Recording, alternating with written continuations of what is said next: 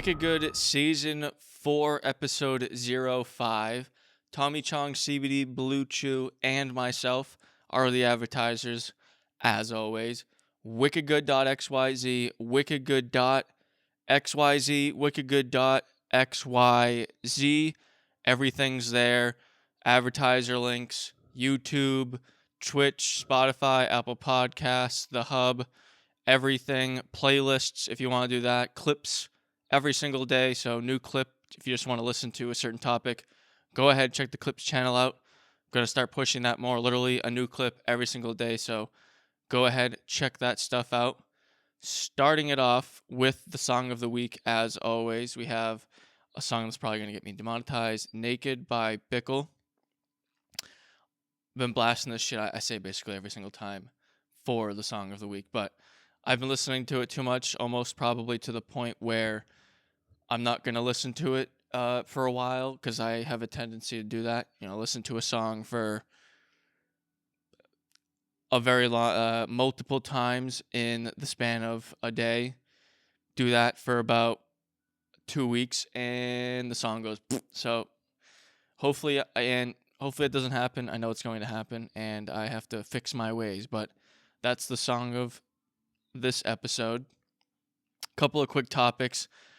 Quickly gonna go over the Grammys. Who really cares? I just like stomping on them.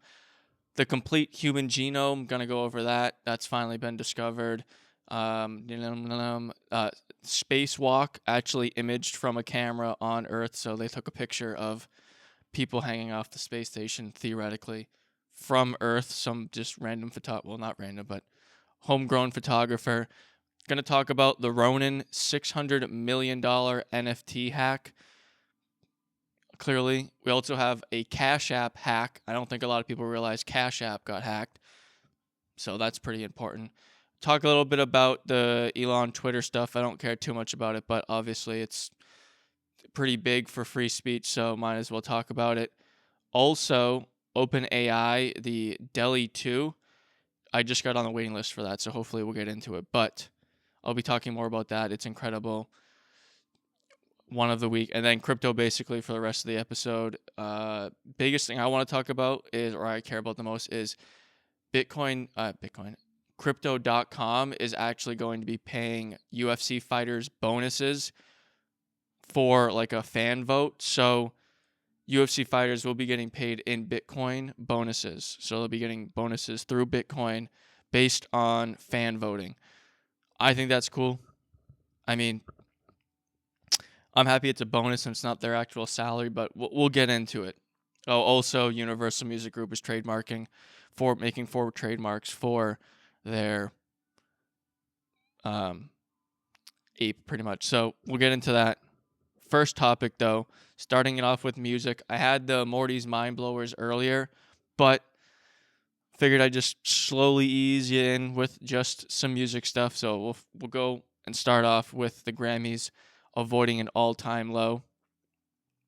Kind of just want to go over this quickly. I don't care too much about it, but I just enjoy watching these award shows, or I guess really not watching the award shows and watching what happens after the award shows, because like so many people care about a Grammy. If you understand how the board of, I don't know if you want to say directors, but the board of voting works, it's pretty weird. I don't know if it really matters that much. It is cool to get an award, but this is from the Hollywood Reporter. It's not the best, but I couldn't find the actual technical statistics. They did source Nielsen, which is usually pretty good, so I couldn't find the Nielsen report, but here we go. 64th annual Grammys on Sunday drew 9.59 million views in the final same day ratings, which include out of home viewers, so I presume social media, stuff like that. That's an increase of about 4% from last year, which there was an all-time low for the awards last year, which I hope it just keeps getting lower and lower, honestly.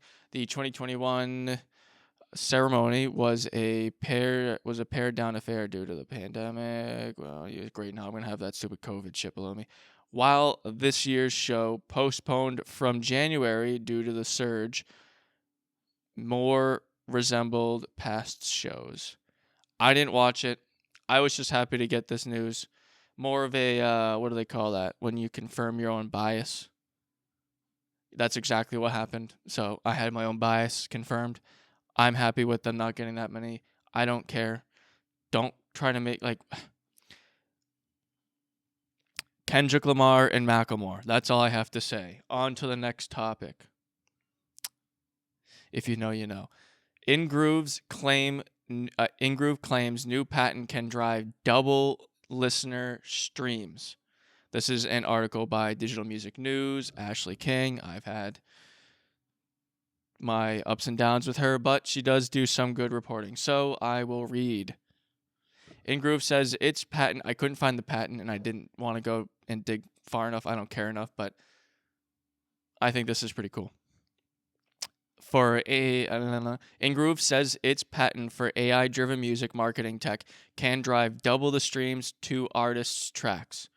The Universal Music Group owned company, so mind all of this stuff is whatever I'm about to talk about is technically Universal Music Group, one of the three largest labels in the United States. So one of the three largest labels in the United States is doing what I'm about to talk about or read.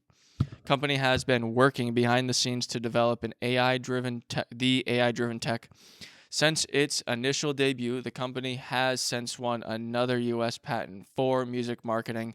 The new patent tech can identify high-value streaming audiences based on our listening behavior. Based on user listening behavior. Talked about this last episode with the Spotify thing. I told you, this stuff's coming.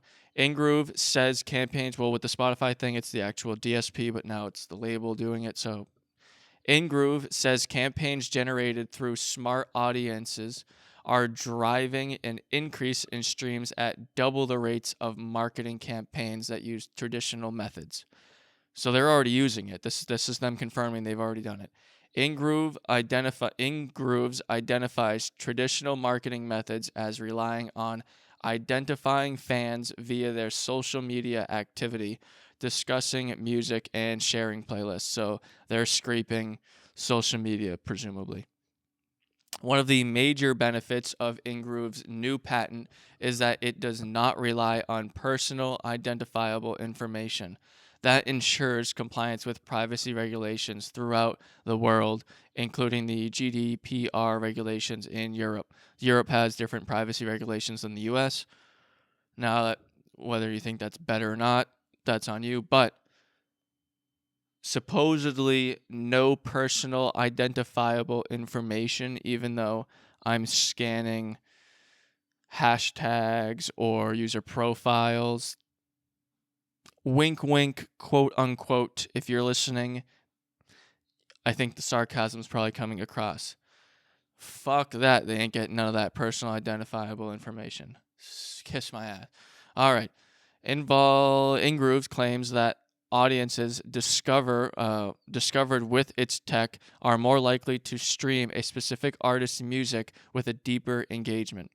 That means they're more likely to become a long-term fan, generating revenue for the artist in multiple different ways, which is true. I mean,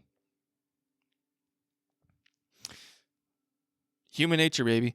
Ingrooves also says it ran a case study comparing its smart audience digital marketing of a track with a control setup in which the track was marketed online using traditional marketing methods. The track used was Rest Up by Boy Pablo. Smart ads generated by the patented tech saw massively more engagement than those using standard methods. According to the data, the smart audience ads generated 7.5 streams per listen, while traditional methods generated 2.6 streams per listener. I'd like to know how they get those numbers. This patent is is another significant milestone in our development of innovative marketing solutions that empower labels to be more strategic in reaching new streaming audiences with the best ROI, CEO of Ingrooves Music says.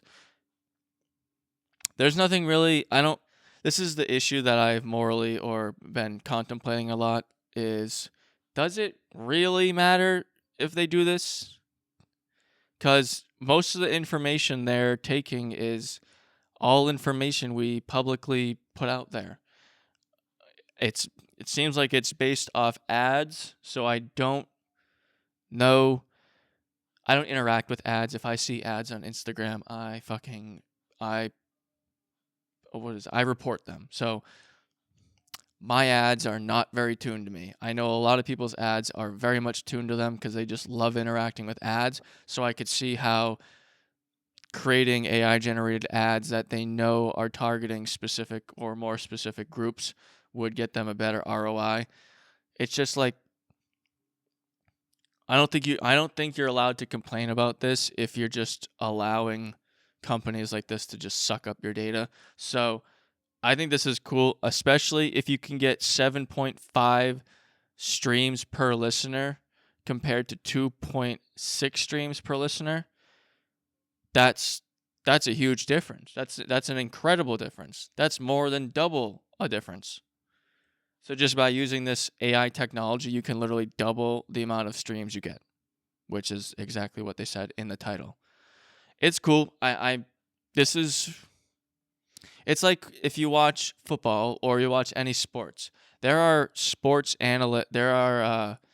AI analysts. I don't know what this exact name of them are, but they are AI analysts literally analyzing every single play, every single player's body mass index and how much oxygen they breathe and when they're working out and all this shit. And there are just data sets. Just everyone's just combing through this data that is just being used to improve themselves or to figure out things wrong with other teams. So this is happening in a bunch of different markets. It's not just music. I just think it's cool to talk about. Fuck it. Why not, right? It's my show. I can say what I want. I can do what I want. wickedgood.xyz. All right. It's just the rest of the article is just a bunch of quotes. So I'm fine with that. Off the music stuff, we're going to get into the Morty's mind blowers.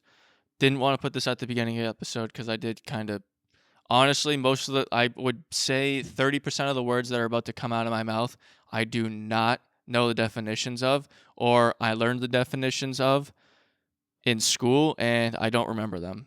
I only remember them for a test. So, thank you, school. I'm going to read this significance and part of the abstract, but PNAS.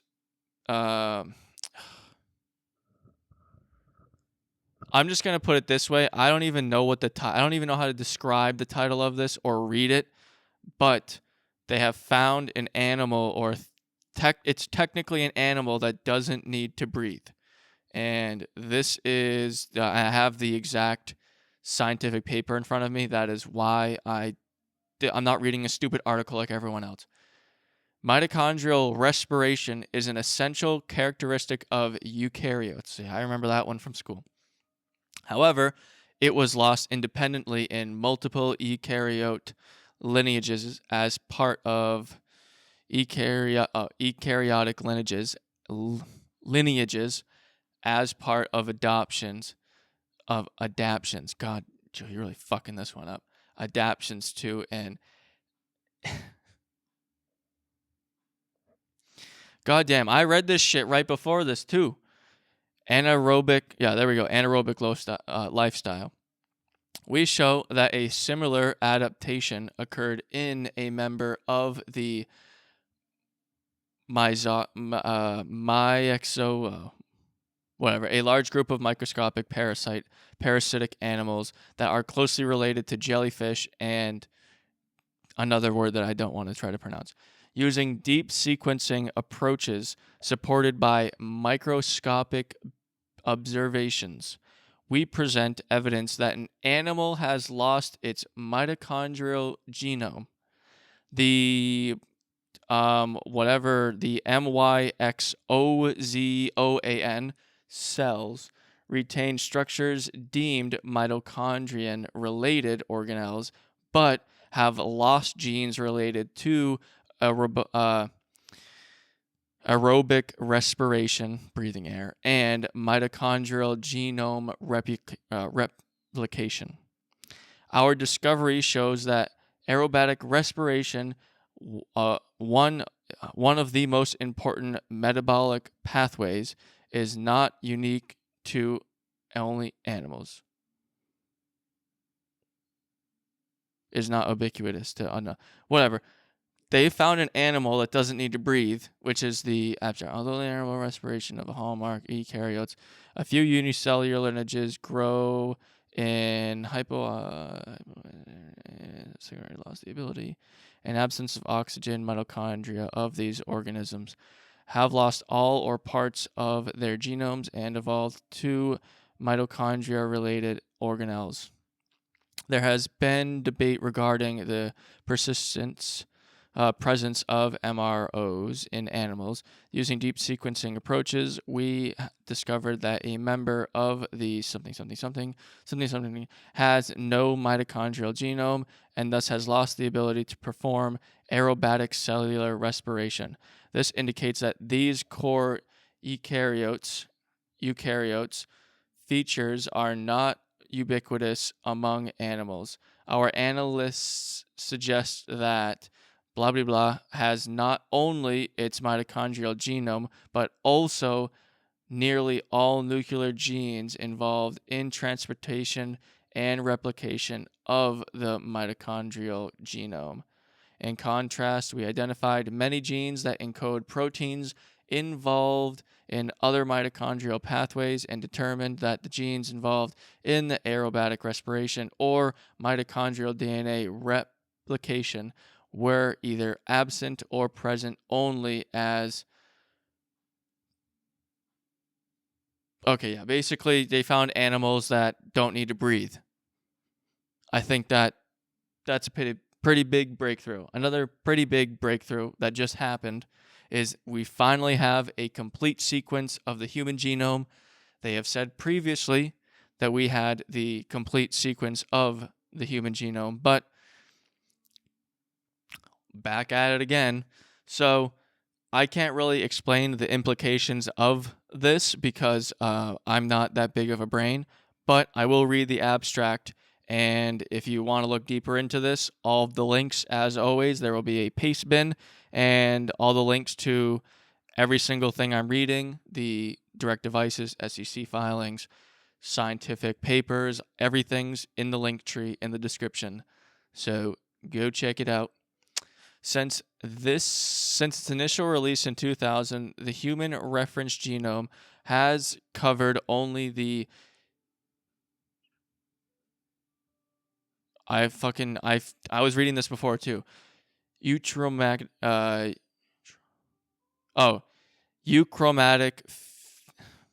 fraction of the genome, following important heterochromatic regions unfinished. Addressing the remaining 8% of the genome, the telomere to telomere T2T consortium presents a complete 3.055 billion base pair sequence of a human genome T2TCHM13 that includes gapless assemblies for all chromosomes except Y. Corrects errors in prior references and introduces nearly 200 million base pairs of sequence containing 1,956 gene predictions, 99 of which are predicted to be protein coding. That completed region includes all centromeric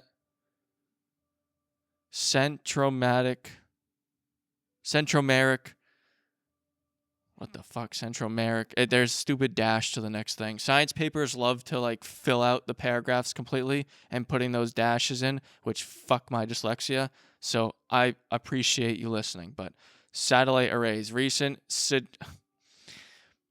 segmental duplications and short arms of all 5 aerochromatic chromosomes, unlocking these complex regions of genome to variational and functional studies. Human genome, we got that shit now. So whatever functional studies or genome variational studies need to happen, they can happen. New types of medicines, fixing diseases. I don't know. This is too big brain, but that's why it's called Morty's Mind Blowers. Speaking of Morty's Mind Blowers, another one. This time, old skin cells reprogrammed to regain youthful function.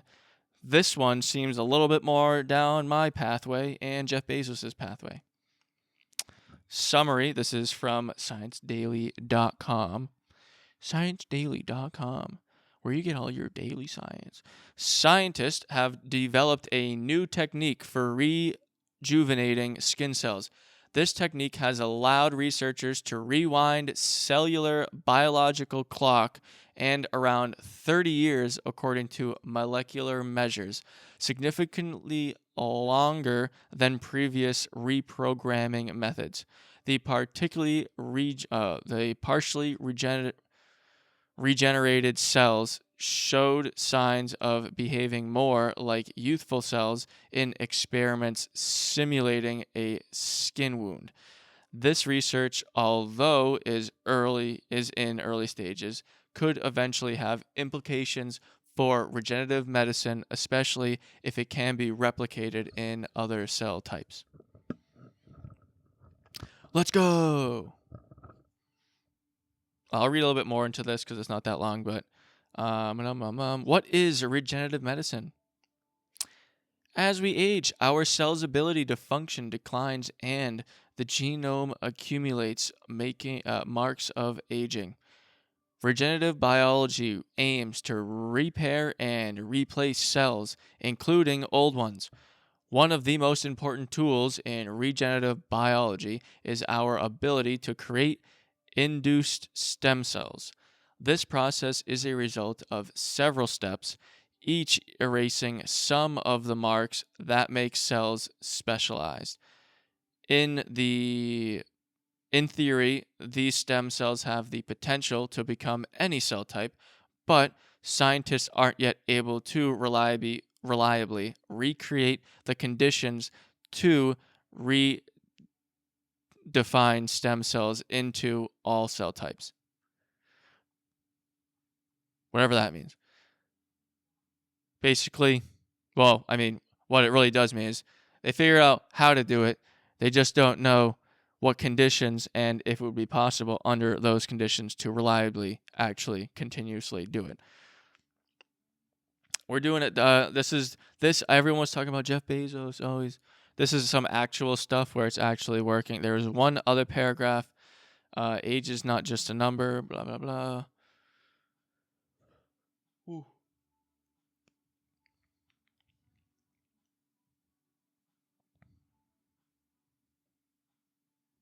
Yeah, fuck it. That's good enough for me. Hope it's good enough for you and the clips. Moving on. No more mind blowers. Does it really matter if we, this is another big, I'll just go down the tangent anyways. Is there there seems like there's a big moral issue with people not wanting to stop aging. Like they don't want, they want people to continue to age. Yet we have organ donating, blood donations. We continuously try to push and allow people who theoretically should be passing away earlier continue life. We keep continuing that. So we're already on that path, and if you already agree with organ donation, if you agree with blood donations, if you agree with anything really that continues to make your life better for longer, then you can't really be too mad at like something like this. That's why I've kind of had the moral thing like, I'm okay with organ donation, so why wouldn't I be okay with helping cells not age? Logically I can't not, like, that's the same shit. I'm just trying to continue life farther and longer. Now, I have gotten into nowadays when you say argument, it's like a fucking fight, but I've gotten into debates about how, like, is it necessary to allow people who would have been killed by lions to not be murdered by lions? Like, back in the day, if you didn't run fast enough or you weren't good at running away, you're getting eaten. Nowadays, if you get some disease, it's like, spend hundreds of thousands of dollars so we can live 2 more years. It's like, man, what are we doing? Like, another thing, pull my cable. If I'm in a coma, if I'm sitting in if you're sitting in an old age home for 8 years, just wasting away, never seeing your family and shit, it's like, why would I want to do that? Do you want to do that? Well, hopefully with this anti-aging stuff, that won't be necessary. Probably not going to be in my lifetime. Like, maybe my children will have the ability to do that, but it's a big. We're already going down the path of trying to make people live longer. So doing this stuff, or like getting mad at Jeff Bezos because he wants to live longer, or like Elon because whatever, like, you cannot get mad at that because you're probably an organ donor. And what are you doing as an organ donor? You are helping someone who is about to die live. Or you're making someone who is like you're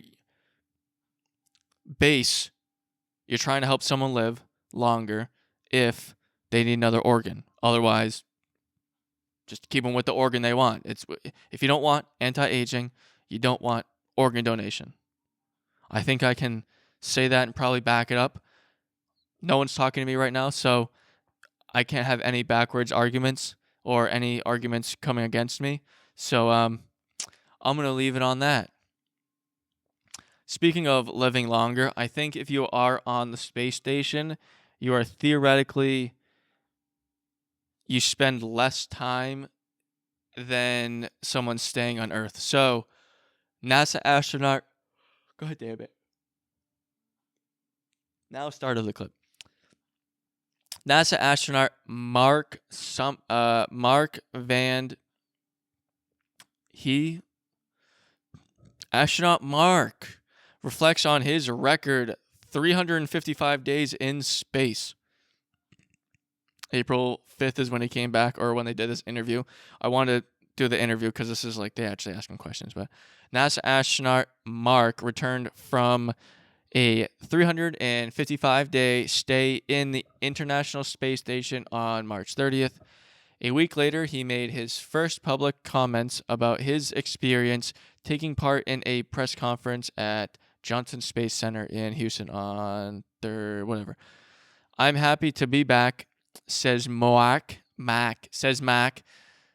replying to a question about whether or not he wished had he stayed longer, just 10 more days to make the full year in space.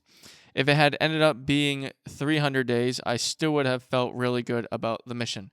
It's just the opportunity to work with a really good sense of purpose in a job where we get to help all of humanity. The number of days was not the importance to me. Good man. Still would have been cool, but either way, importance aside, Mark now holds the distinction of being flown the longest single space flight by an American astronaut. The previous record was 340 days by Scott Kelly in 2016. I want my 355 days to be remembered as the record that got broken. Mark said, I am really looking forward to the next person doing something longer and getting further and further away and exploring more. So clearly he wants his record to be broken, which I hope it does also. I want my mission to be remembered as a stepping stone. Back to Earth. This was a second space flight and second time returning home on Russian Soyuz spacecraft. He was on that spacecraft that everyone was like, "Oh my God, the astronaut coming back from space, is he gonna get murdered by the Russians? How are we gonna get him out of Ukraine? Oh my God." Yeah, no shit, he was gonna get out of that fucking thing. You think Russia wasn't gonna be that dumb?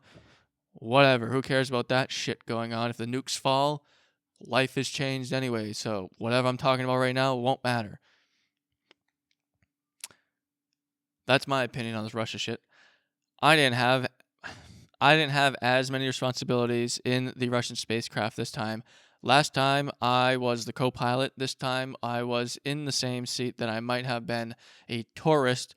So I had very little to do, which gave me a lot of time to look out the window and observe. And that was really quite a pleasant experience for me, getting to notice things that I hadn't noticed before.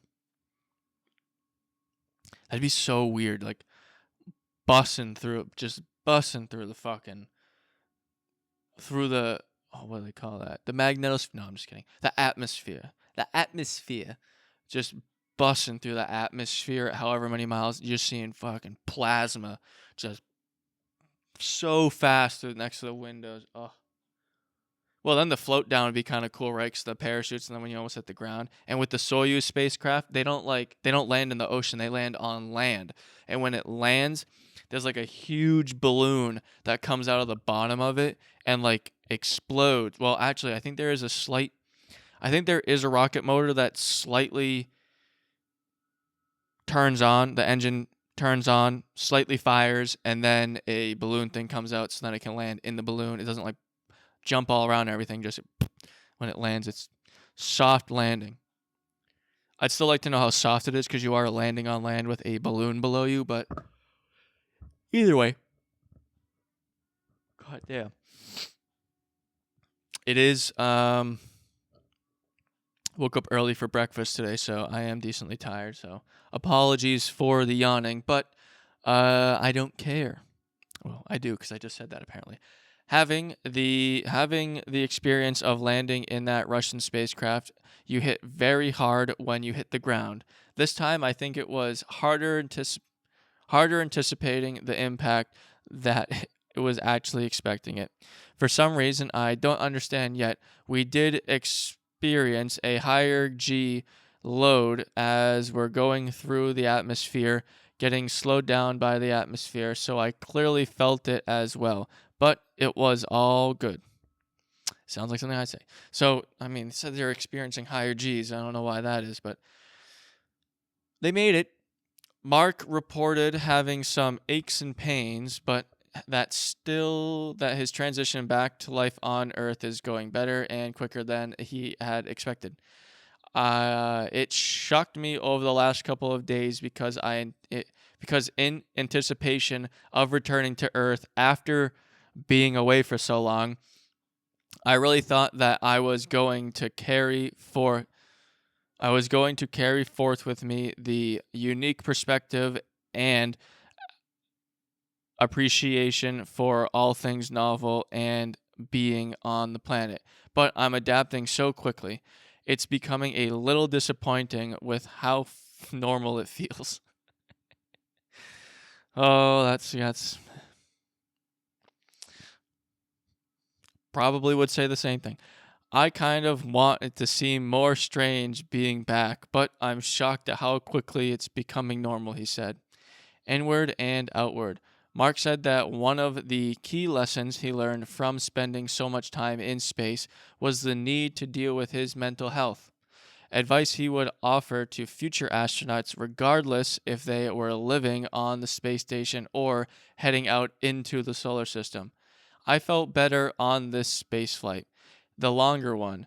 than the previous one because I really did put a lot of work into the conversations I would have with myself, my own internal voice.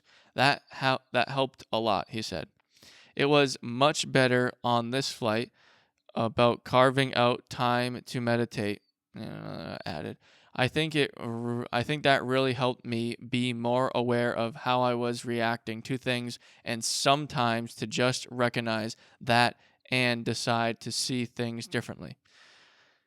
And part of the reason for NASA staging longer duration station stays is to prepare for the coming day. It sends astronaut back to the moon and eventually to Mars. Mark said that his own experience helped validate that such was possible.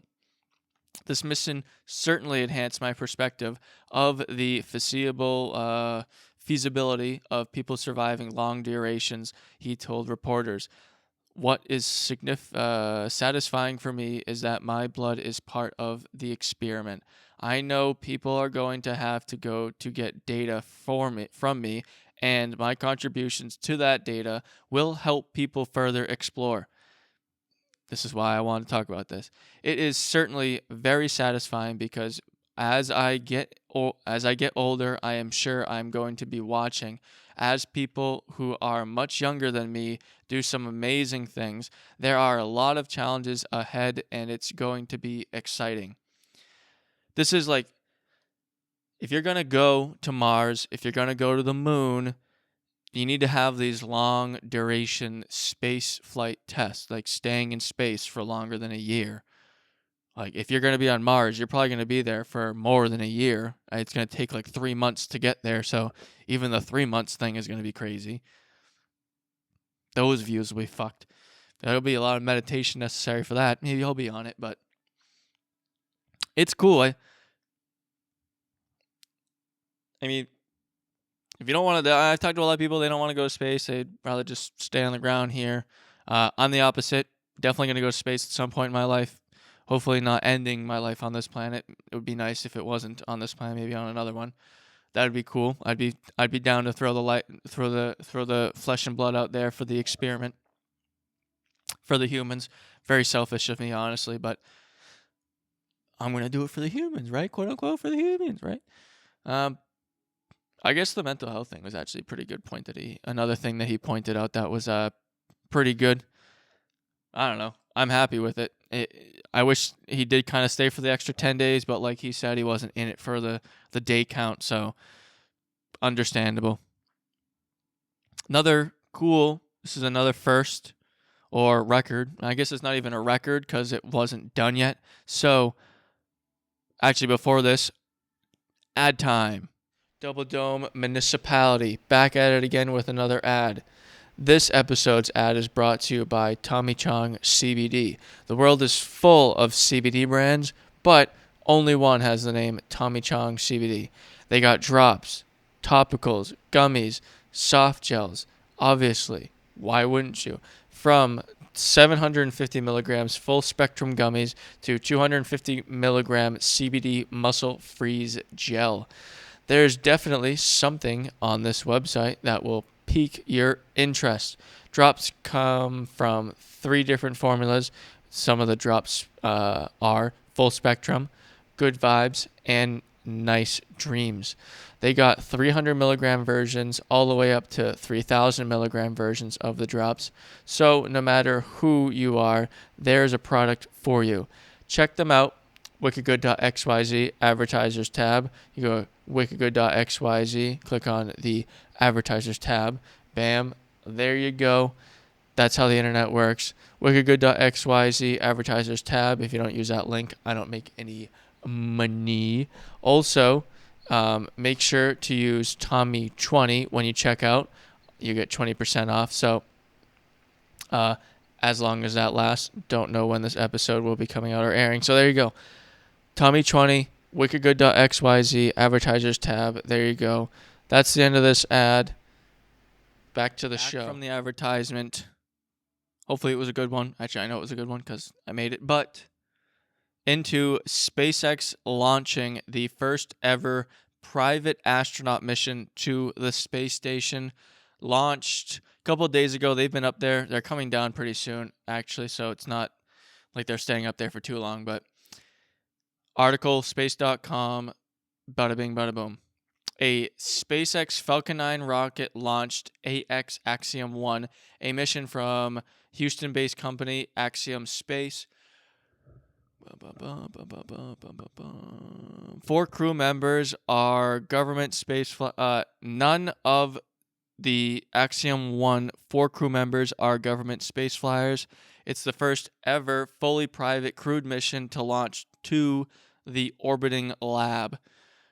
Quote, together, a new chapter begins. Axiom Space's John, and during a webcast on Godspeed AX1, Axiom 1. That is what he said. Great. I'm reading absolutely nothing.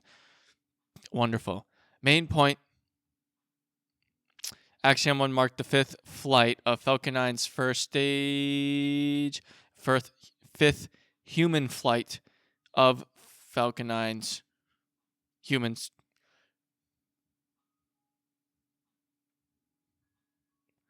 I'm going to fucking beat the shit out of myself. And the booster made its 5th landing as well, coming on. Yeah, okay, yes. This article had more shit. God damn it. They changed the article. I can now see that it's been updated. You motherfuckers. Whatever. I care about this. One, because in the launch and the launching footage, you could see the building of SpaceX's next launch pad to launch Starship from Florida. Right now, the prototype is only launching in South Texas, but because of regulatory issues that they're running into, they will be moving a lot of that and probably, well, they're going to do it anyways. They're going to launch from Florida anyways, so might as well speed it up. But we finally got to see in the launch video some groundwork and what do you call that? Construction for the big ass tower that grabs the rockets and then puts it and then catches them theoretically also. So that's one of the reasons why I liked this. Also, it's going to be the first NFT minted in space is going to be happening during this. I was going to get one of those NFTs, but it makes you download a Para wallet, and I'm not downloading any crypto wallet onto my cell phone. You're an idiot if you do. So I'm not doing that, and now I don't get to get one of the first NFTs minted in space. Well, I should see what it's minted on. Maybe it's on Algorand. Either way, it's cool. This is going to be a big stepping stone and will be in the quote-unquote space history books for the first time any full crewed private citizens have gone to the space station. They're not up there for that long. They're only going to be up there for like a month or two, so they're not going to be doing 355 days like the last guy we just talked about, but it is going to be like, I don't know. Also, this is the 5th time Elon, or I should say SpaceX, has launched humans on their rocket, and it's a reused booster. So if you know, you know. SpaceX, when they launch their rockets, I should probably say this. A rocket is usually built out of the booster stage, the second stage, and a third stage. And stages are like in a play or whatever. You get your different parts. The booster stage is the part that gets it mostly out of the Earth's like gravity. It does most of the work. The booster does most of the work. That's why it's called the booster. But normally, non-SpaceX rocket, basically every other rocket except SpaceX, that booster part goes into the ocean and then bloop, sleeps with the fishes.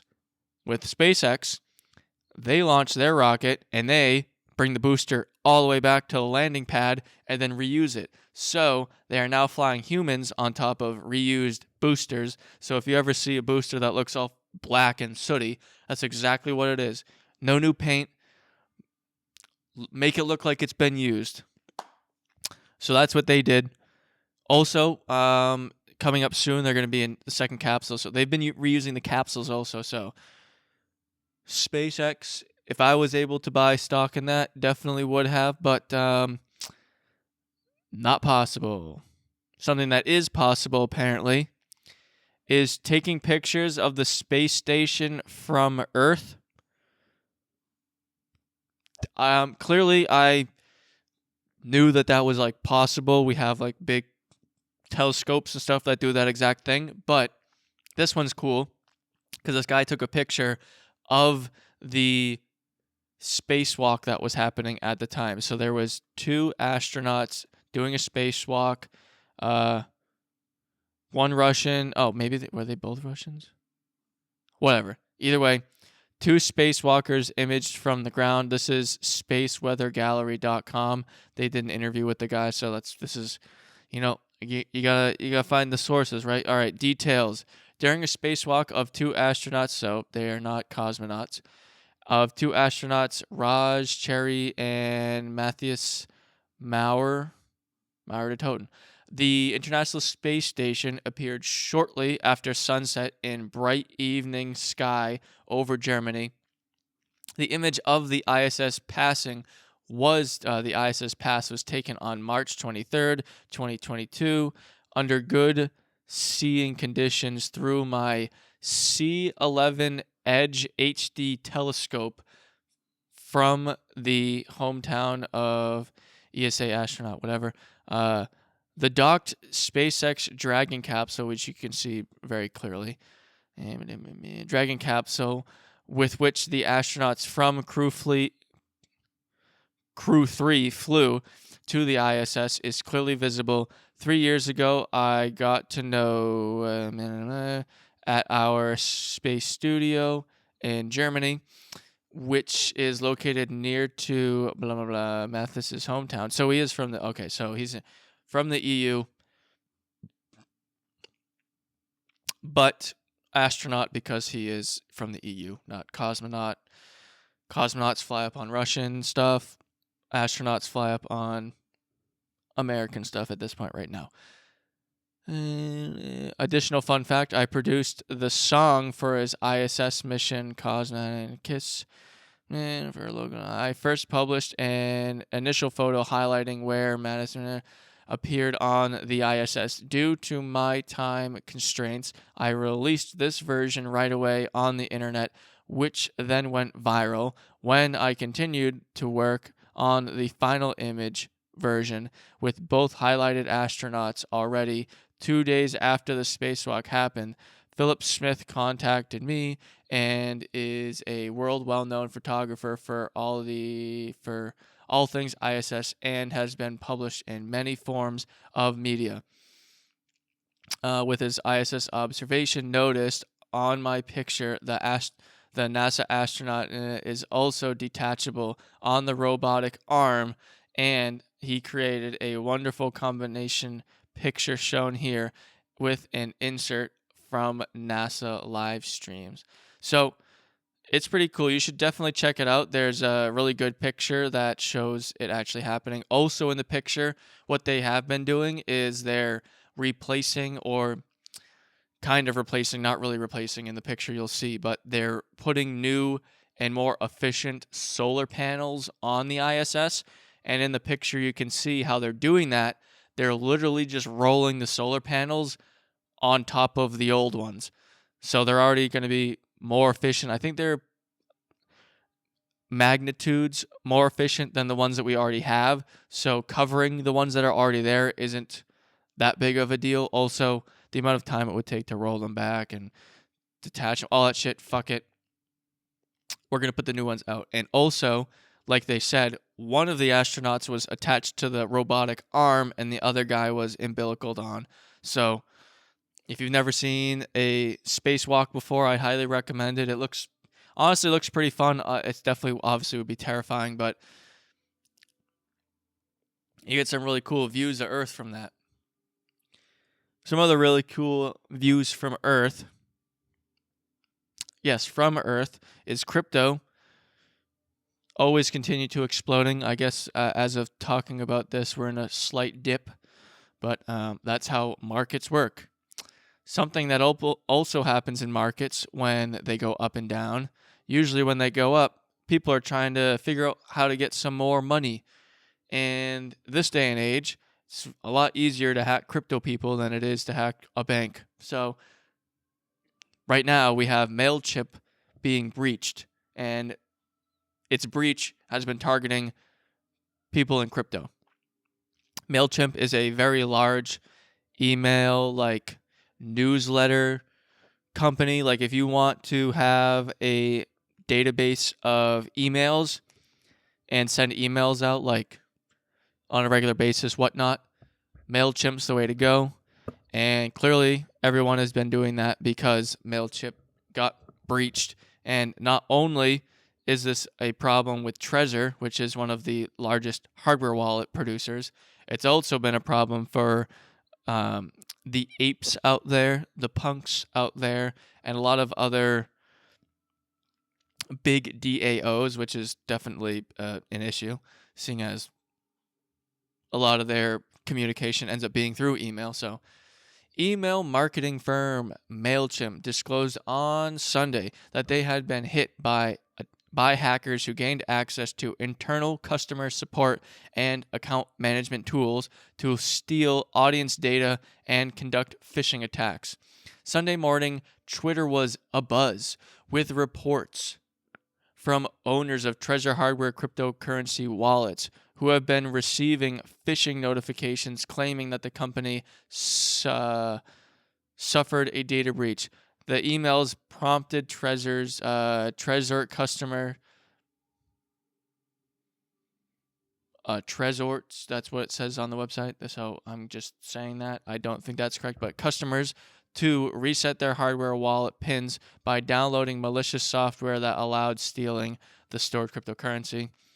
Blah, blah, blah, blah, blah. I'm not reading the email, but I'm sure if you were a Trezor owner and you were part of the send me whatever update news emails, you probably got one of these emails. So if you know, you know. I'm going to read a little bit more into it because it is pretty crazy how this happened. In an email to Bleeping Computer, which is the people reporting this, Mailchimp has confirmed that the breach was more significant than just Trezor's accounts being accessed by threat actors.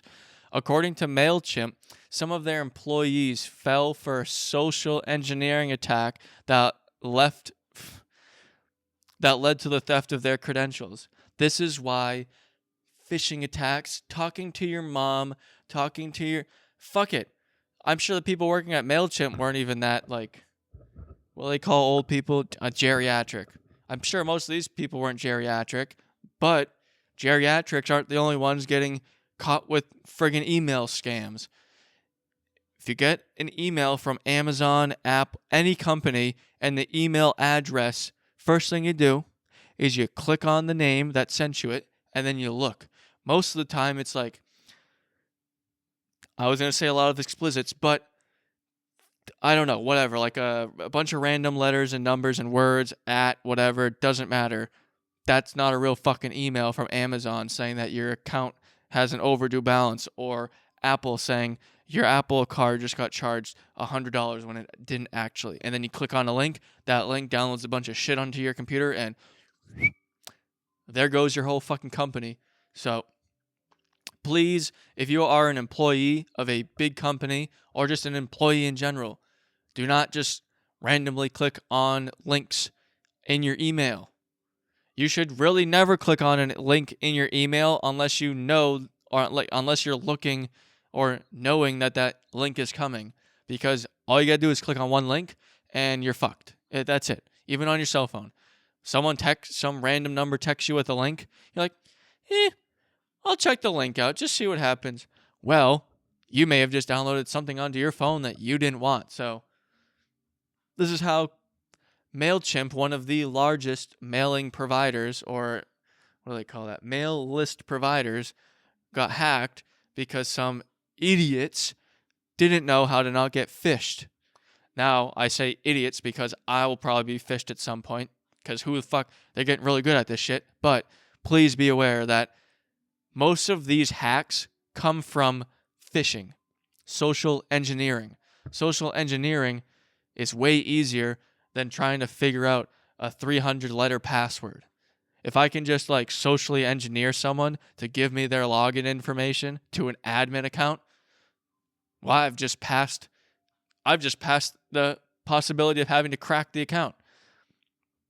On March 26th, our security team became aware of malicious actors accessing one of our internal tools used by customer-facing teams for customer support and account administration.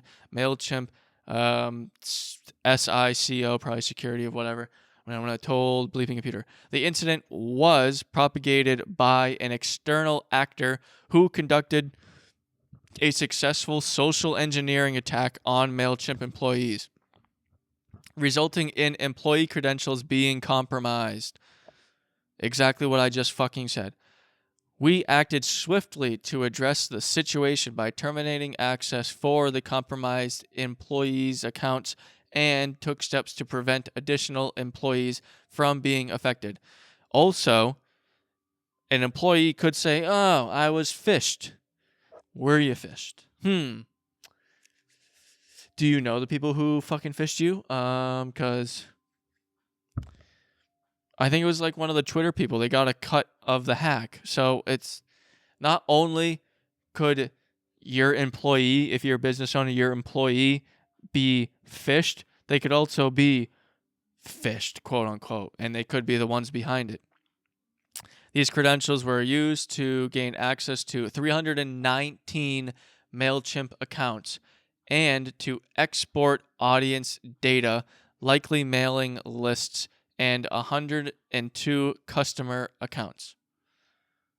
So they got a fuckload of audience data from 102 customer accounts. And if they're crypto, if you just got you got the ledger one, so now you have access to a fuckload of emails that are associated with ledgers. Couldn't see how that could be used for malicious intent. These credentials, all right. In addition to viewing accounts and exporting data, the threat actors gained access to API keys for an undisclosed number of customers, which have now been disabled and can no longer be used. That's a real fuck the viewing account act. Fuck the viewing accounts and exporting data. The API keys is the real fucking thing. Application programming interface keys are access tokens that allow Mailchimp customers to manage their accounts and perform marketing campaigns directly from their own websites or platforms. Using these compromised API keys, a threat actor could and can create custom email campaigns, such as a phishing campaign, and sending them to mailing lists without accessing Mailchimp's customer portal. So they wouldn't even have to go through Mailchimp, theoretically, if they had the API key. Simp told Bleeping Computer, not simp, Twitch, I can't say that word apparently. Compromised accounts holders have been notified and that the threat actors access customers in the cryptocurrency and finance sectors. Mailchimp says that they received reports of this access being used to conduct phishing campaigns against stolen contacts, but have not disclosed information about those attacks. Mailchimp recommends that all customers enable two-factor authentication on their accounts for further protection. I also agree. If two-factor authentication is possible, do it. Let me actually restate that. If two-factor authentication through an app or a physical key, do it.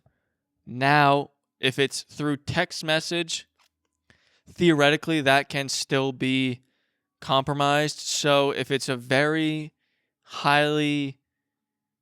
it's an account that you really, really do not care, like you don't want to get hacked, do not use two-factor authentication through text message, because someone can just SIM swap you and theoretically take your phone number and then just receive the text, and now they have it. So if you're going to use two-factor authentication, I would highly recommend an app-based one, or even really would highly recommend a hardware-based key that needs to be plugged into your phone, laptop, computer, etc.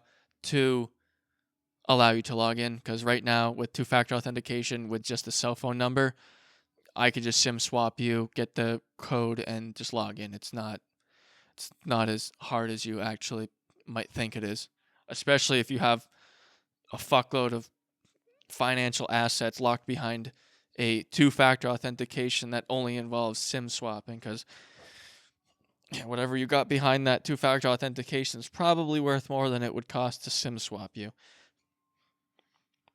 And yes, SIM swapping, very possible. If you've ever gotten a phone call before from supposedly your mom or your dad and it ended up being a scam call, you can tell what I'm talking about. This is the Trezor. I'm just going to read a quick part of the Trezor statement and then we'll get off of it. But we are currently investigating how many customers might have been affected following the insider compromise of the newsletter database hosted by Mailchimp. The Mailchimp security team disclosed that a malicious actor accessed internal tools used by customer-facing teams for customer support and account administration. The bad actor gained access to this tool as a result of a successful social engineering attack on Mailchimp employees. And they bold letter state social engineering attack on Mailchimp employees. Please, please, please.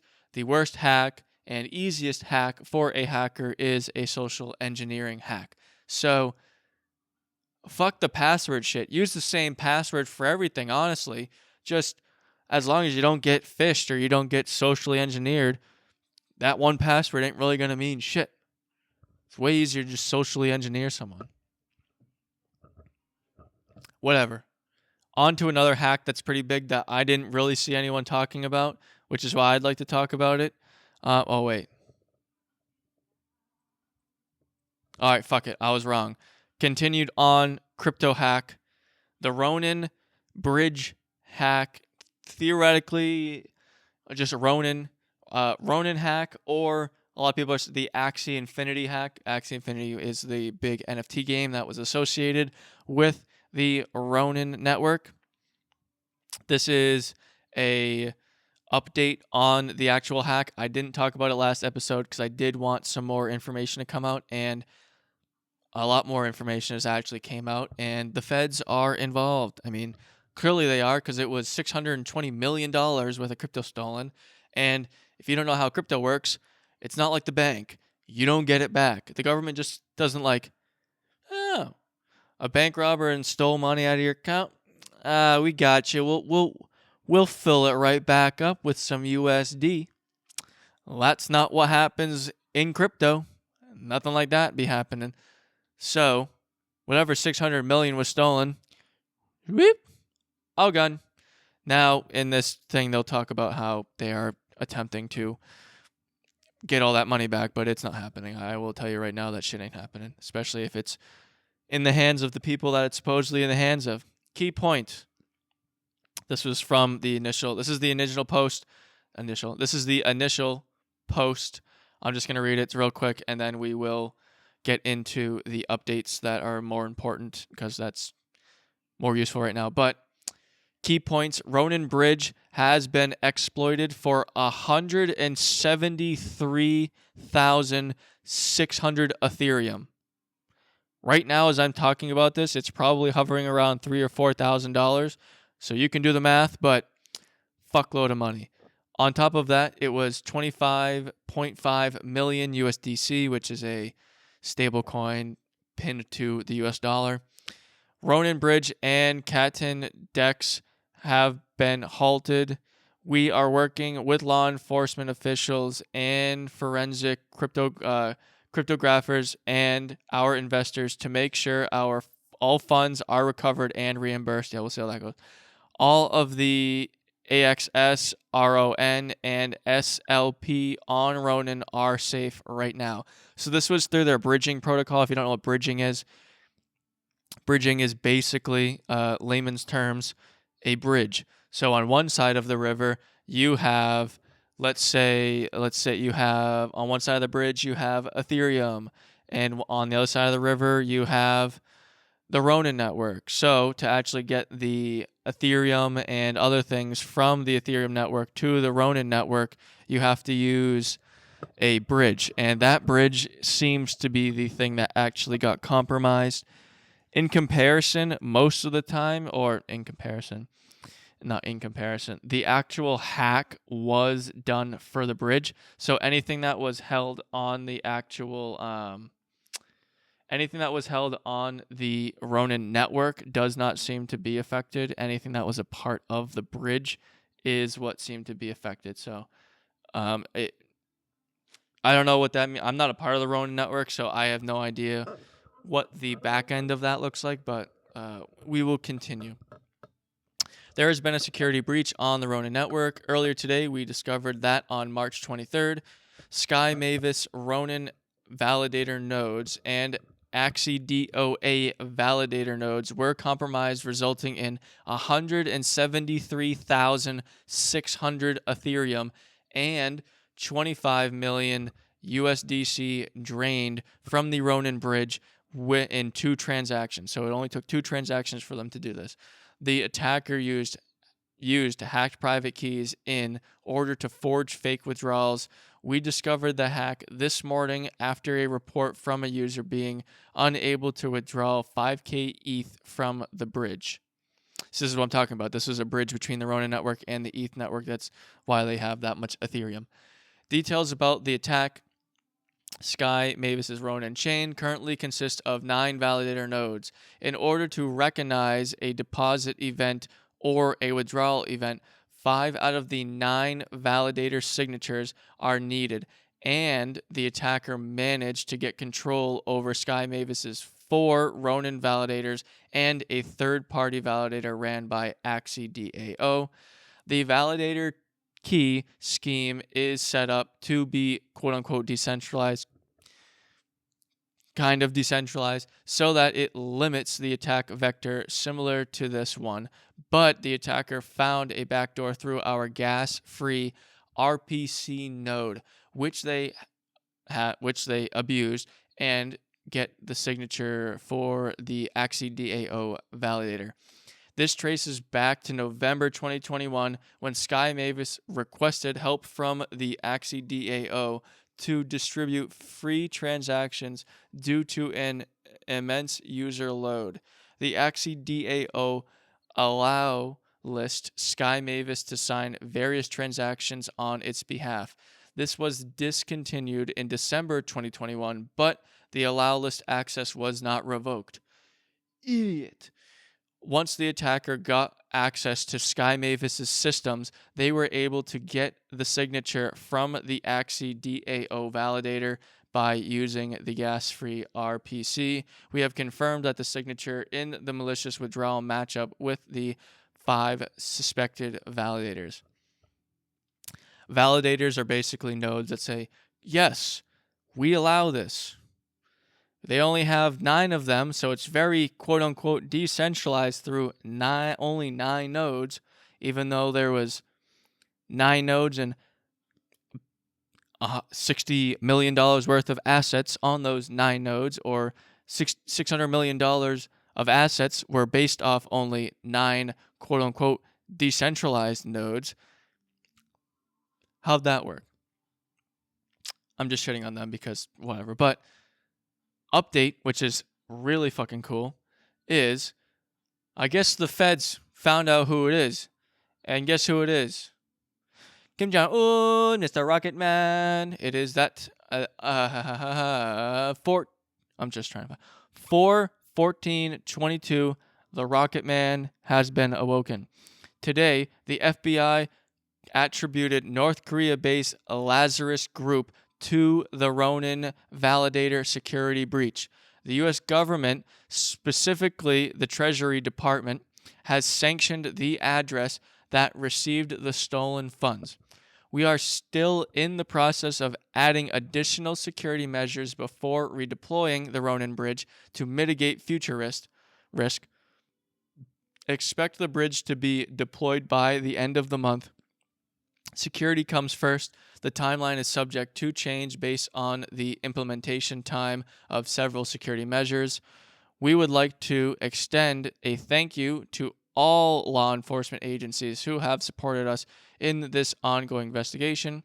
We expect to deliver a full post-mortem that will detail security measures put in place and next steps by the end of the month.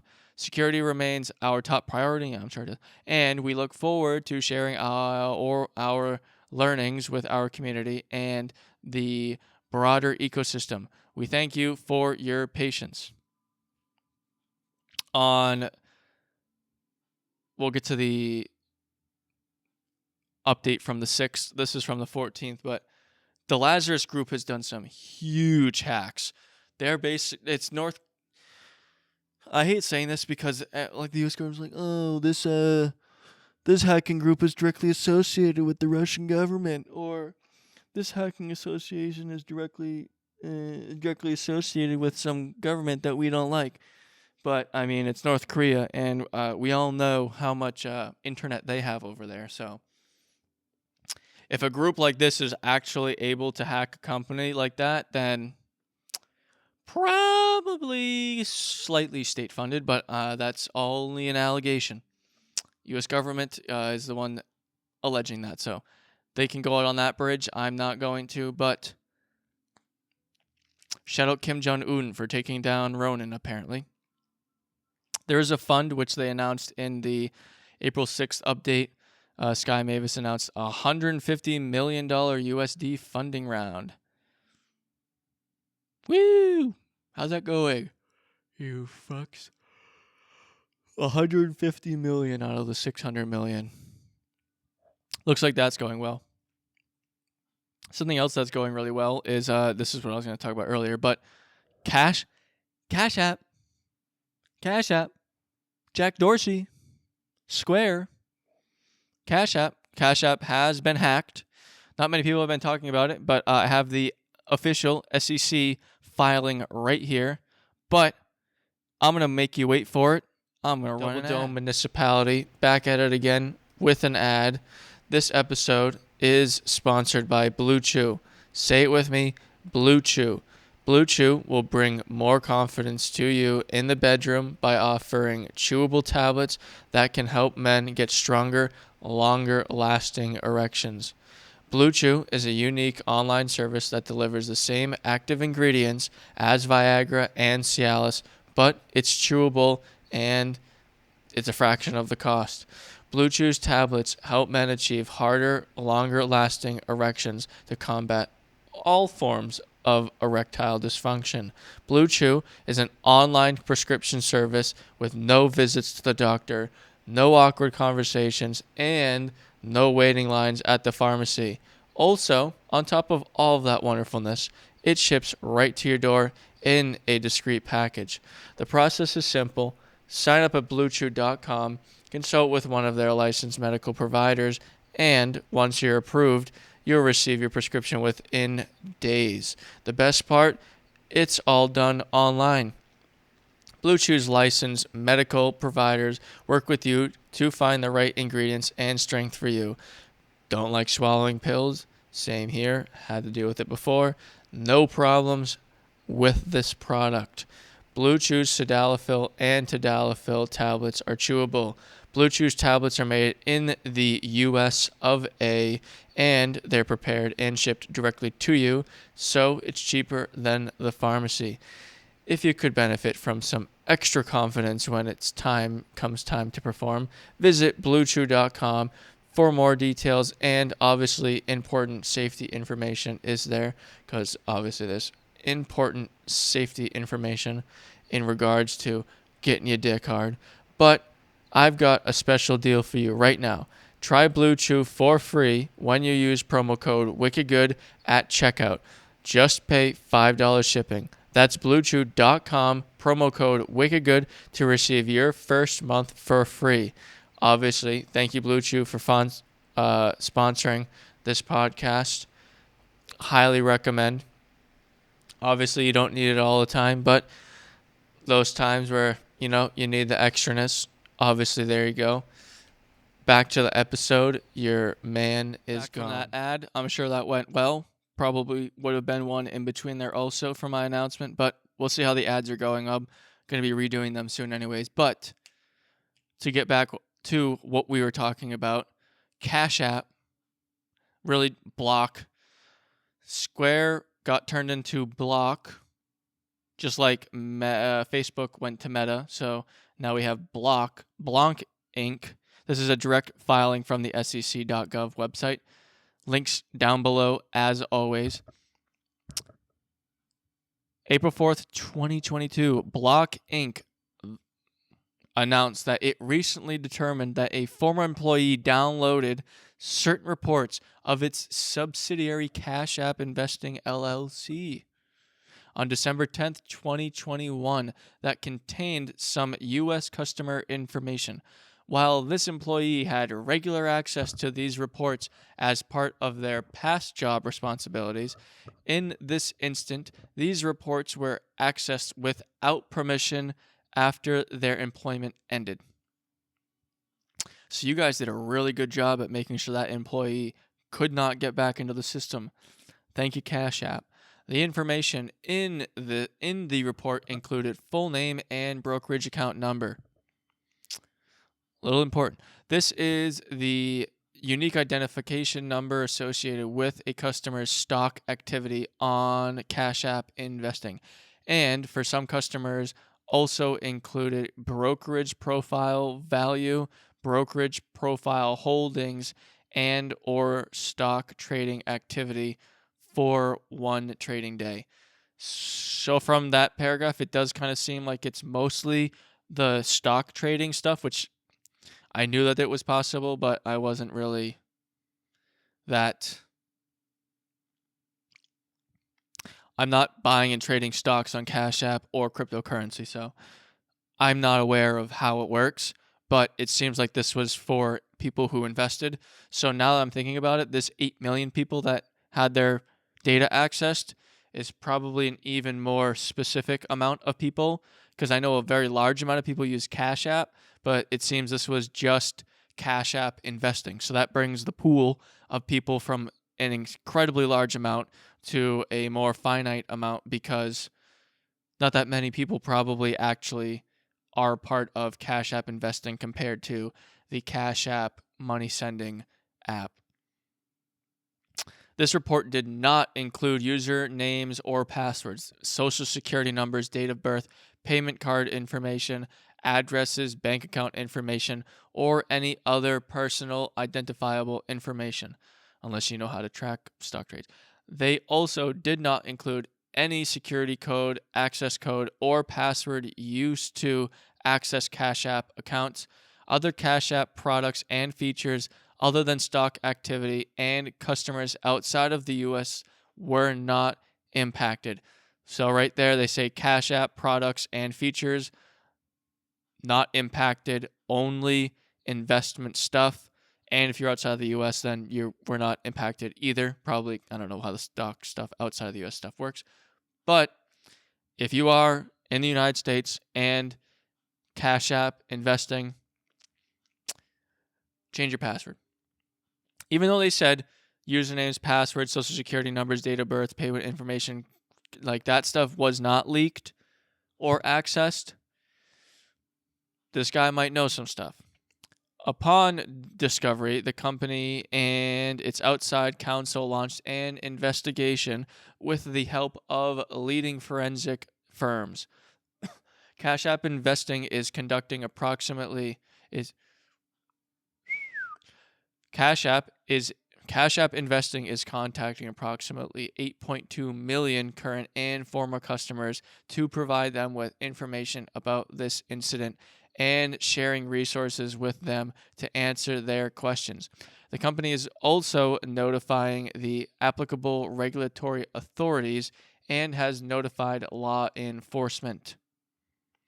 The company takes the security of information belonging to its customers very, very seriously and continues to review and strengthen administrative and technical safeguards to protect the information of its customers.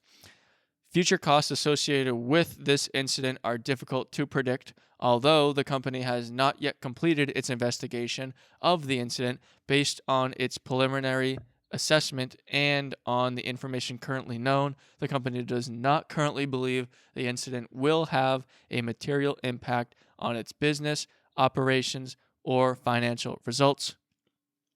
The only reason you probably didn't even hear about this, and the only reason they're actually talking about it, is because the SEC, if you are hacked, you have to make a statement. Which, thank God that that's a law, because this is already.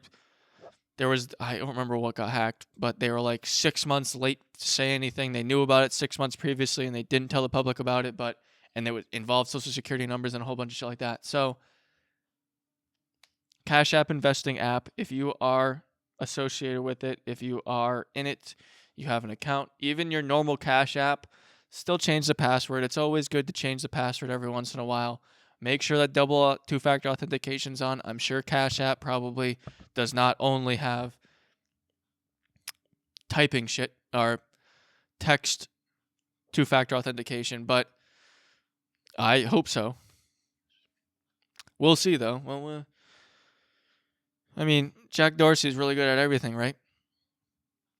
Speaking of Jack Dorsey and the shit he created, this shit stain he created called Twitter, which actually I'm just honestly, I think I'm putting it. So right now, we're about to talk about Elon and Twitter. Every single episode is on rerun on a 24/5, basically 130 hours long stream. Every single episode on randomized.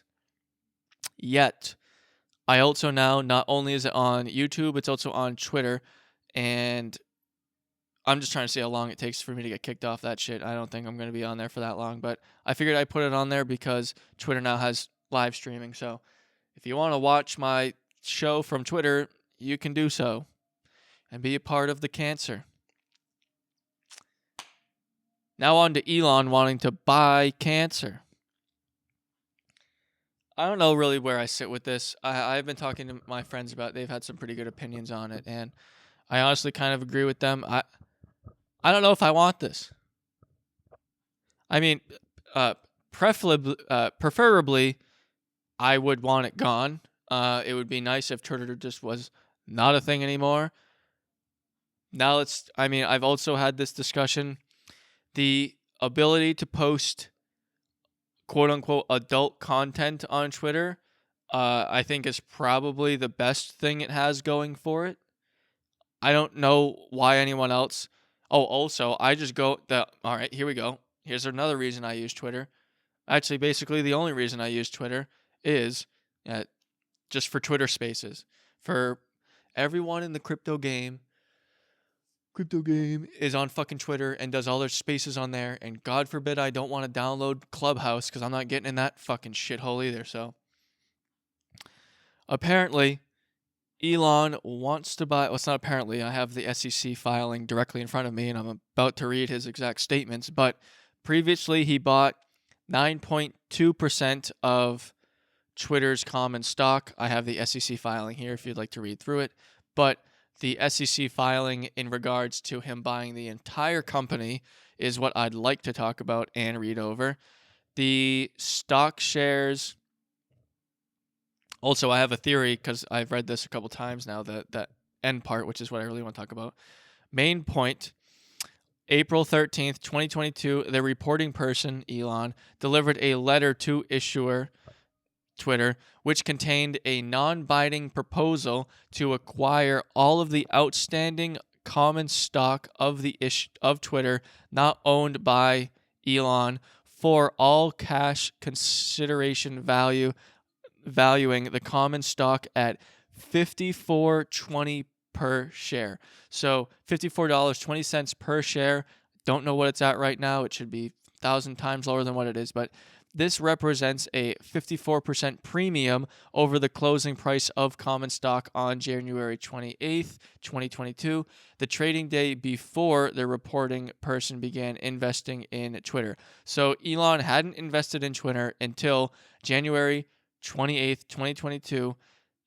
That's when he started investing, and a 38% premium over the closing price of common stock on April 1st, 2022, the trading date before Elon's personal investment in the issuer was publicly announced. The proposal is non-binding and, once structured and agreed upon, would be conditioned upon, among other things, the recipient of any requested government approvals, which we'll clearly probably go through. We'll get into that, but confirmatory legal, business, regulatory, accounting, and tax due diligence, the negotiation and exclusion of definitive agreements, providing for the proposal's transaction, and compliance of anticipated financing. Oh, and completion of anticipated financing. Government approval. If Jeff Bezos can buy an entire newspaper, basically, I think Elon might be able to get away with it. But do I want him to get away with it? Part that I thought was really cool that not a lot of people have been talking about is the exhibits. Exhibit A. This is actually Exhibit B. But no. I'm trying to see if there's a more. No, okay, this is exactly what it is. This is a text message between him and Brett Taylor, I'm pretty sure, the chairman of the board. This is from Elon's perspective. I invested in Twitter as I believe in the potential to be the platform of free speech around the globe, and I believe free speech is a societal imperative for a functioning democracy. However, since making my investment in January, I now realize the company will neither thrive nor serve the social imperative in its current form. Twitter needs to be transformed as a private company. As a result, I am offering to buy 100% of Twitter for $54.23 per share in cash. Full cash. Well, depends on the definition of cash, but cash. And a 54% premium over the day before I began investing in Twitter, and a 38% premium above the day before my investment was publicly announced. My offer is my best and final offer, and if it is not accepted, I would need to reconsider my position as a shareholder. Let me restate that again. I would need to reconsider my position as a shareholder. This is the part that I'm getting locked up on, and the theories really start winding in. Twitter has extraordinary potential, and I will unlock it. That's all from Elon's perspective.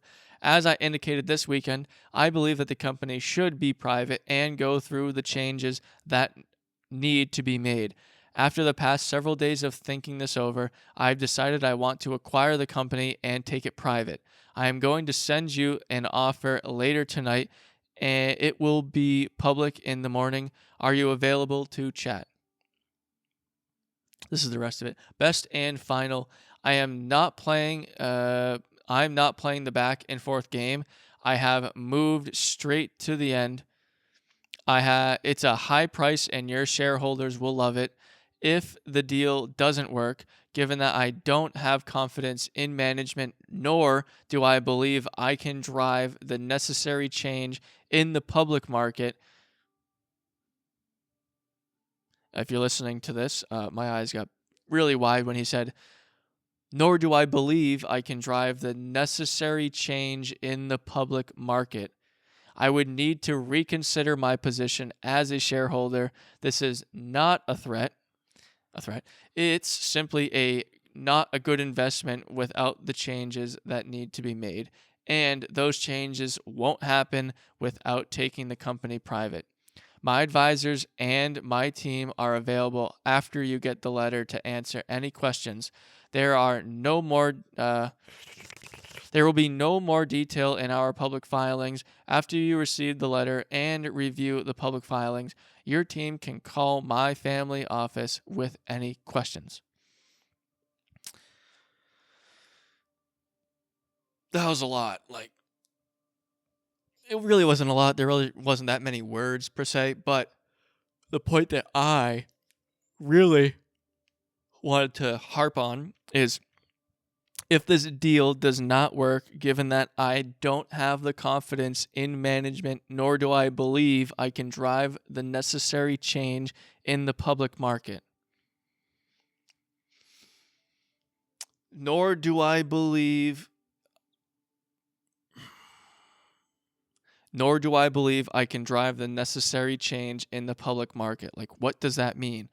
He's almost confirming that he knows that when he's going to buy or do something that people are going to, the public market is probably going to invest also, like Dogecoin shit. And literally what happened with Twitter, he bought the shit. It was at like a really fucking low price. And now if Elon pulls his 9% out right now, he's made like a shitload of money, and he will tank the stock for everyone else.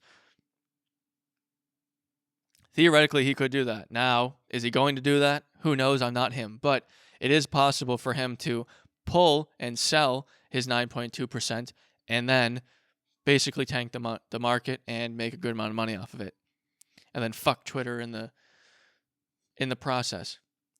Personally, I'd like him to continue to think about space, but seeing as Jeff Bezos already bought the Washington Post, and he literally owns the Washington Post,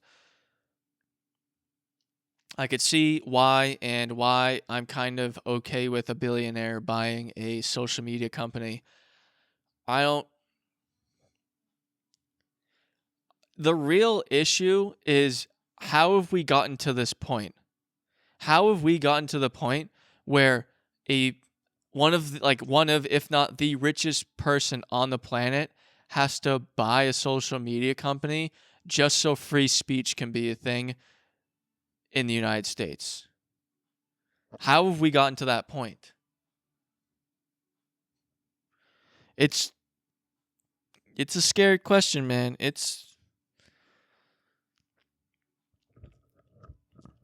Like, I love free speech, but I don't know if a billionaire buying a social media that he has gotten people banned off of, I don't know if that's a good thing. Like, is it a good thing? I don't know. Is it a bad thing? Who knows? I mean, it'd probably be better. I will put it this way. Twitter would probably be better off being ran by him, but do I think the world would be better off with him owning it? I don't know. I think the Earth would just be better if it just wasn't a thing in general, but that's just my puny opinion, and I don't have $46 billion to be able to buy the company anyway, so I don't know. It's fucked up. It's fucked up that we have to get to the point where this is necessary. Like, what are we doing? Like, why are we doing this? What are we doing? Why is it necessary for a billionaire to buy a social media company that is probably the number one news source? People literally use Twitter as a news source.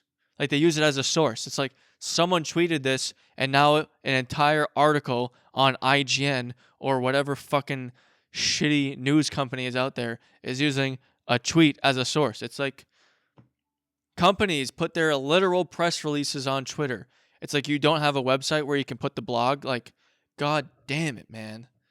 Our news is so fucked up, and Twitter is a big reason for that, especially with their goddamn blue check marks. There's a really good video made by Lemon about the blue check mark.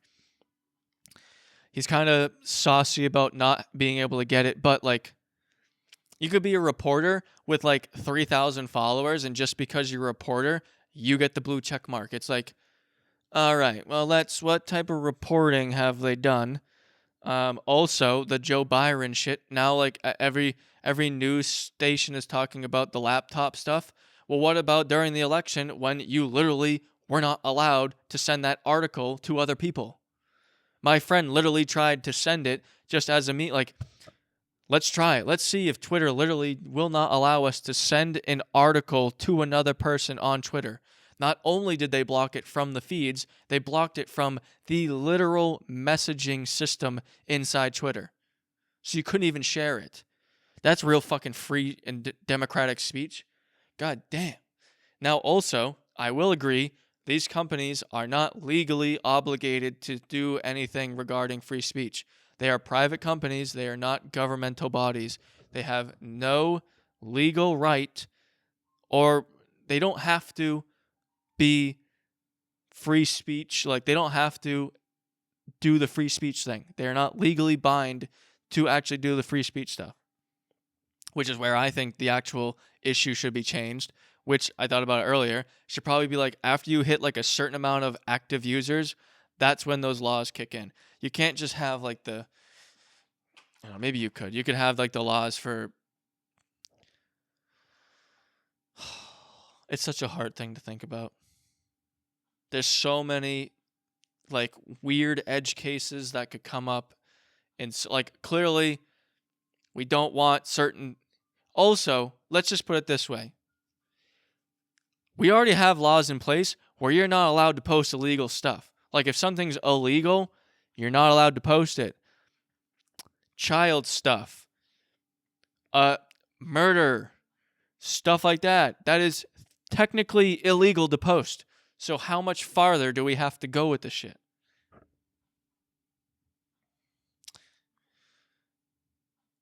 Off to some stuff that I will be less pissed off about, which I actually just sent my letter in for the beta, so we'll see how that goes and if I get into it, but hopefully I do, and maybe this video will be shown or viewed by a person from OpenAI, and if so, let me in the waitlist.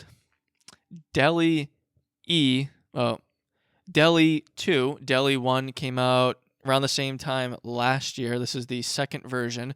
It's an AI created by OpenAI, and it just got released. It's not, most of the stuff OpenAI does is not necessarily released publicly, because the whole point of OpenAI was to create AI but safely and responsibly. So rather than creating an AI and just releasing it on the world publicly without having a good comprehension of how it might affect things or how it works in general, probably the best way to go is the way OpenAI is going. So Dall E 2 is an AI system that can create realistic images and art from a description in natural language. So type a word in, type a couple words in, makes the picture for you in high resolution. The website is, as always, in the paste bin, so you can check it out.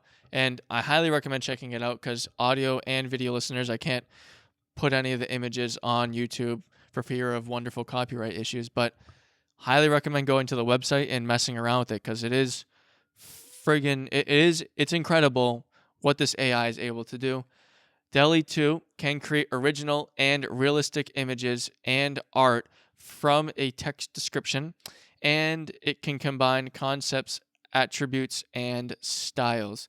The text description for the image that's being shown: an astronaut, teddy bears, a Super Bowl. So astronaut riding a horse in a photorealistic style.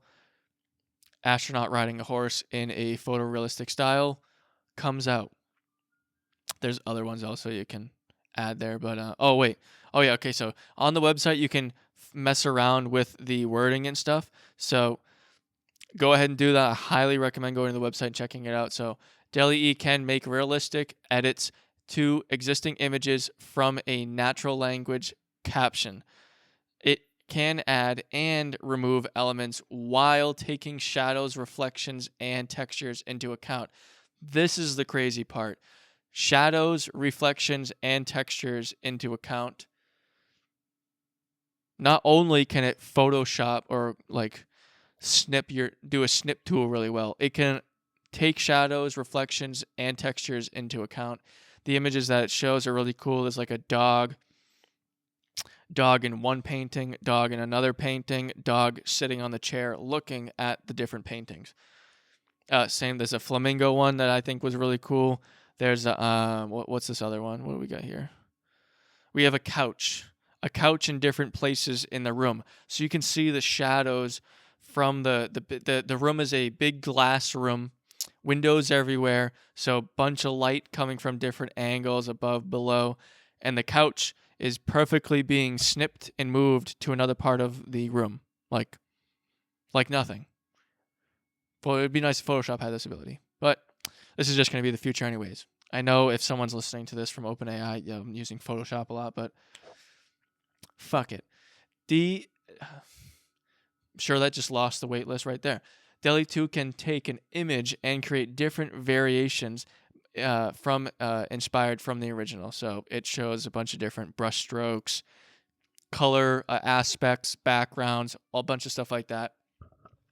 DALL-E 2 has learned the relationship between images and the text used to describe them. It uses a process called diffusion, which starts with a pattern of random dots and gradually alters the pattern towards an image when it recognizes specific aspects of that image. So if you scroll down, there's a good video of them describing it, or showing it, I should say. So obviously, I'm going to keep saying go to the website to check this out because this is a very visual topic. In January 2021, OpenAI introduced DALL-E with the first version. 1 year later, our newest system, DALL-E 2, generates more realistic and accurate images with 4 times greater resolution. Now, if you're a resolution nerd, 4 times the resolution is a lot. So that's when the S curve starts. DALL-E 2 is preferred over DALL-E 1 for this caption matching and photorealism when evaluators were asked to compare 1,000 images generated from each model. I mean, that's 71.7% preferred caption matching, 88.8% preferred for photorealism. View research paper. DALL-E 2 is a research project. While we currently do not make available to our API as part of our effort to develop and deploy AI responsibly, we are studying DALL-E's limitations and capabilities with a select group of users, safely mitigating what we have already developed, including preventing harmful generations. I could already see how Microsoft's Twitter AI went. We saw that only took 2 days for that to really go south, but could really see how this one would go. Preventing harmful generations. We've limited the ability of DALL-E 2 to generate violent, hate, and adult images. By removing the most explicit content from the training data, we minimize DALL-E 2 exposure to these concepts. Sounds like a little child learning. We also used advanced techniques to prevent photorealistic generation of individuals' faces, including those of public figures. So that's also really cool. So it's a lot harder. You can't deep fake with it. Curbing misuse. Our content policy does not allow users to generate violent, adult, or political content, among other categories. We won't generate images if our filters identify text prompts and image uploads that may violate our policies.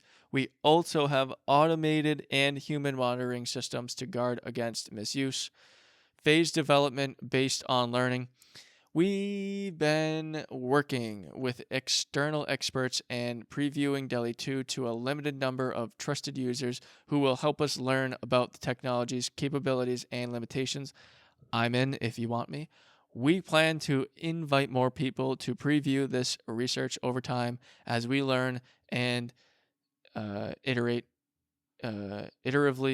improve our safety system. I could really see how someone could really fuck that system up, and I don't blame them. If you go to the website OpenAI/DALL-E, let me put it this way: OpenAI.com/DALL-E-2. So DALL-E 2, OpenAI/DALL-E 2. Between the DALL E and 2, there are dashes. So go ahead. The link will be down below anyways, but Highly recommend checking out the website. Stuff like this. This is like they took our job. They're gonna take our job. The robots gonna take our job. Robots taking our job. And then everyone's like, oh, but we'll get more artist jobs. I don't know about it, because they're doing a really good job at making some really cool art. So we're AI is really going to be taking over. So let's go. Not only do I not have to check out a grocery aisle with a person who doesn't know what they're doing, now I can get stock images probably generated by an AI that won't be used in any other video, and I can probably confirm that they aren't being used in any other video. So I like it. I can't wait for it. Hopefully I get into the waiting list. Depending on whatever contract I have to sign, I will tell you if I'm in it or not. But depending on whatever contract I sign, I know how to keep my mouth shut. So please let me in. On to the next thing. We have the YouTube channel of the week. I've been Colin and Samir. I've been binge watching a shitload of their stuff. So I'd highly recommend going and watching their videos. They've been doing a lot of shorts lately. I'm not much of a shorts fan. I know it can actually get you a shitload of views, monetizing wise, doesn't matter. So now that I'm saying this, probably should be doing more shorts, but highly recommend going on. They did a really, really good tour with they did a really good video, I should say, with Mr. Beast. So I'd recommend that. I also really liked the YouTube merch. Playlist, whatever you want to call it. I think there's 4 of them. I would recommend, if you're trying to make merch, I definitely would recommend watching it, because they do a really good job of breaking down different types of merch and audience and stuff like that. So highly recommend checking it out. I think he did a really good one. I don't know, what else did he do? He did a really good tour with MKB HD, Marcus Brownlee, of the studio that Marcus is in right now. It's fucking cool. So check that out. Check them out. I really like it. Also, I'm definitely putting this in here because I want to steal some of their audience also. But that's besides the point. Colin and Samir, wicked good YouTube channel. We're moving on. We got 3 more things left. We're all into crypto now.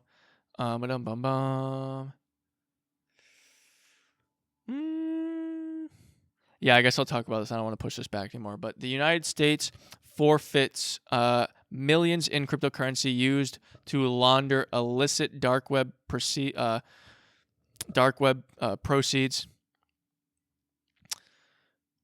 What's happening here is, if you've used any sort of cryptocurrency, you know there's things called tumblers. A bunch of people put right now, big brain stuff. Cryptocurrency is not anonymous. The whole point of Bitcoin and most cryptocurrencies is a public ledger. A public ledger is, think of it as a book with every transaction written down, with the wallet that it's coming from to the wallet it's going to. So all of that is public knowledge. So how to get around that, if per se I know this number and now I know that wallet is sending this wallet a bunch of stuff, well, the feds can be like, well, if this person owns that wallet, presumably they might own this wallet. So what you can do is you send your whatever money that you want to be tumbled, you send it to a tumbler, and a bunch of other people send it to a tumbler, and then it does a bunch of transactions where it just sends it to a bunch of other wallets, and then it spits out your amount and it spits out the other people's amounts to a separate wallet that now is theoretically tumbled, and it's a lot harder to trace the transactions on the blockchain to a specific person or wallet, because the amount of ETH per se has been transacted so many times that you'd have to be a Fed to really, or someone who has enough time on their hands to actually find the final wallet that it ended in.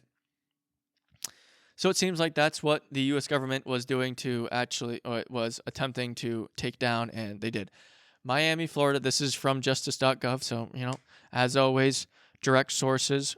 wickedgood.xyz. I lied. My Pastebin's not on there. Usually Pastebin is down below on the main podcast description. Miami, Florida, one of the largest cryptocurrency forfeiture actions ever filed in the United States. Federal prosecutors in Southern District of Florida successfully forfeited approximately 34 million worth of cryptocurrency tied to an illegal dark web activity, which apparently that is illegal to tumble your cryptocurrency. Oops. According to the U.S. government civil forfeiture complaint, law enforcement agents identified a South Florida resident racking in millions by using an online alias to make over 100,000 sales of illicit items and hacked online account information on several of the world's largest dark web marketplaces. For example, the South Florida resident sold and hacked online account information for popular services such as HBO, Netflix, Uber, among others, and accessed the dark web by utilizing Tor, the Onion Router Network. The Onion Router Network is a special network for computers distributed around the world designated to anonymize a user's internet traffic by concealing computers' IP addresses. A couple years ago, this was a big thing, which is one of the main reasons I stopped using it as much as I did. I used to just literally just use Tor as a normal browser for some stuff because it was really good at keeping me anonymous. Because fucking Facebook and all that shit back in the day was real bad. It worked, but now, as they will point out, if right now, if you're listening and Tor is on your computer, that is a legal right for a warrant. Just because you have Tor installed on your computer, the government can get a warrant on your computer. That's it. All you have to do is install it once, and now the government has the ability to place a warrant on your computer. That's it. Just downloading the software, which is absolutely fucked. Continuing, as detailed in the complaint, records analysts revealed that the South Florida resident utilized so-called tumblers and illegal dark web money transmitter services to launder dark web money transmitter services to launder one cryptocurrency for another, a technique called chain hopping. Okay, so this guy was chain hopping in violation of federal money laundering statutes. The Tumbler is a dark web mixing service that pools together multiple cryptocurrency transactions. Then, the Tumbler distributes the cryptocurrency to a designated cryptocurrency wallet at random times and in random increments, quote-unquote random. The goal is to obscure the original source of funds. Law enforcement agents seized various cryptocurrency wallets associated with the illegal dark web content. That went well. This forfeiture action is a result of investigation, law enforcement, translation, and enforcement partners, agencies. Yeah, so the rest of this is basically just them coming on themselves of everyone who was a part of the investigation, which, why not? You just got $34 million worth of cryptocurrency, so might as well put your name at the bottom of the article. It's just, if you use a Tumblr, be careful, because clearly they're watching. Something else that to watch for is the music industry's involvement in non-fungible tokens and into the blockchain arena. Universal Music Group bought a monkey. The Universal Group bought a ape. Basically, I think it was 2 months ago or a month ago, but now they're using that ape as a copyright mark. I'm not going to go over completely exactly how trademarking works, but you either do a picture. If you're going to trademark something, there's two things you can either do, or I guess there's three theoretically. It's called a mark, a general name or a mark and general name. The mark is if you make a logo, for my sake, the I. If I wanted to trademark the I, I'd have to put it under mark. If I wanted to copyright Top Dog Entertainment, that is a name. And then if you want to do both of them, that's another thing. So what they did is they copyrighted the image of the ape, which you are allowed to do because you own the commercial rights for copyright when you purchase one of them. So this is what the mark contains. The mark consists of an anthropomorphic ape wearing an aviator hat. Pixel count 486 by 468. Fucking dyslexia. I said both of those backwards. But something I'd also like to say, just in passing, the reason CryptoPunks are pixelized like that is because back in the day, Ethereum, you literally did not have the bandwidth to put more pixels than that. Like, they couldn't make more pixels because the file would have been too big to send.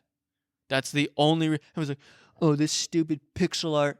I hate this pixel art. Why are these pixel art NFTs worth so much?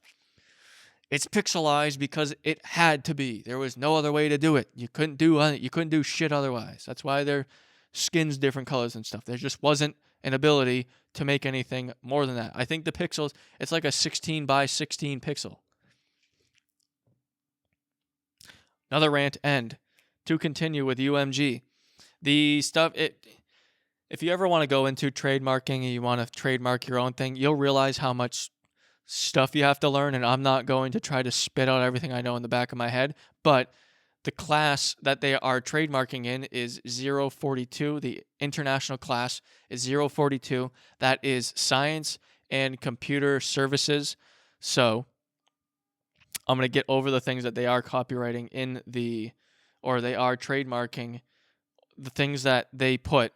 And if you want to look at a real trademark, go to any big company and look at their trademarks, because their definitions, like their identification is there's so many commas, there's so many, what are they called? Not apostrophes, but colons, semicolons. There's so many. They just fill it up. So I'm just going to read a little bit of what they're claiming, and you'll see what I'm talking about. Providing temporary use of non-downloadable software which facilitates the ability of users to view, analyze, record, store, monitor, manage, trade, and exchange digital currency, virtual currency, cryptocurrency, digital and blockchain assets, digital tokens, crypto tokens, utility tokens, application tokens, and non-fungible tokens. See what I mean? They basically just try to fill it up as much as they can. God damn it, why is this playing? Usually I have music playing in the background, and most of the time it hasn't been showing up, but Spotify has been pissing me off lately, and they keep fucking doing shit like this. They just rotate through different... I turned shuffle off for a reason, and you continue to do it, you fucking cunts. Good, I'm late in it too, so I can say that. On top of providing non-downloadable software which facilitates the ability for users to view, analyze, store, monitor, manage, trade, and exchange digital currencies. Also, providing temporary use of non-downloadable software for sending, receiving, accepting, storing, transmitting, exchanging, displaying, monetizing, buying, selling, trading, clearing, confirming, viewing, authenticating, recording digital assets, virtual currency, cryptocurrency, digital and blockchain assets, digitize access, blah, blah, blah, blah, blah. Continue. This is going to happen a lot. Get ready. Platform as a service, featuring computer software platforms for selling and purchasing digital currency, virtual currency, cryptocurrency, digital blockchain assets, blah, blah, blah. Same shit. Software as a service, featuring computer software platforms for the selling and purchasing digital currency assets, virtual currency, cryptocurrency, blah, blah, blah.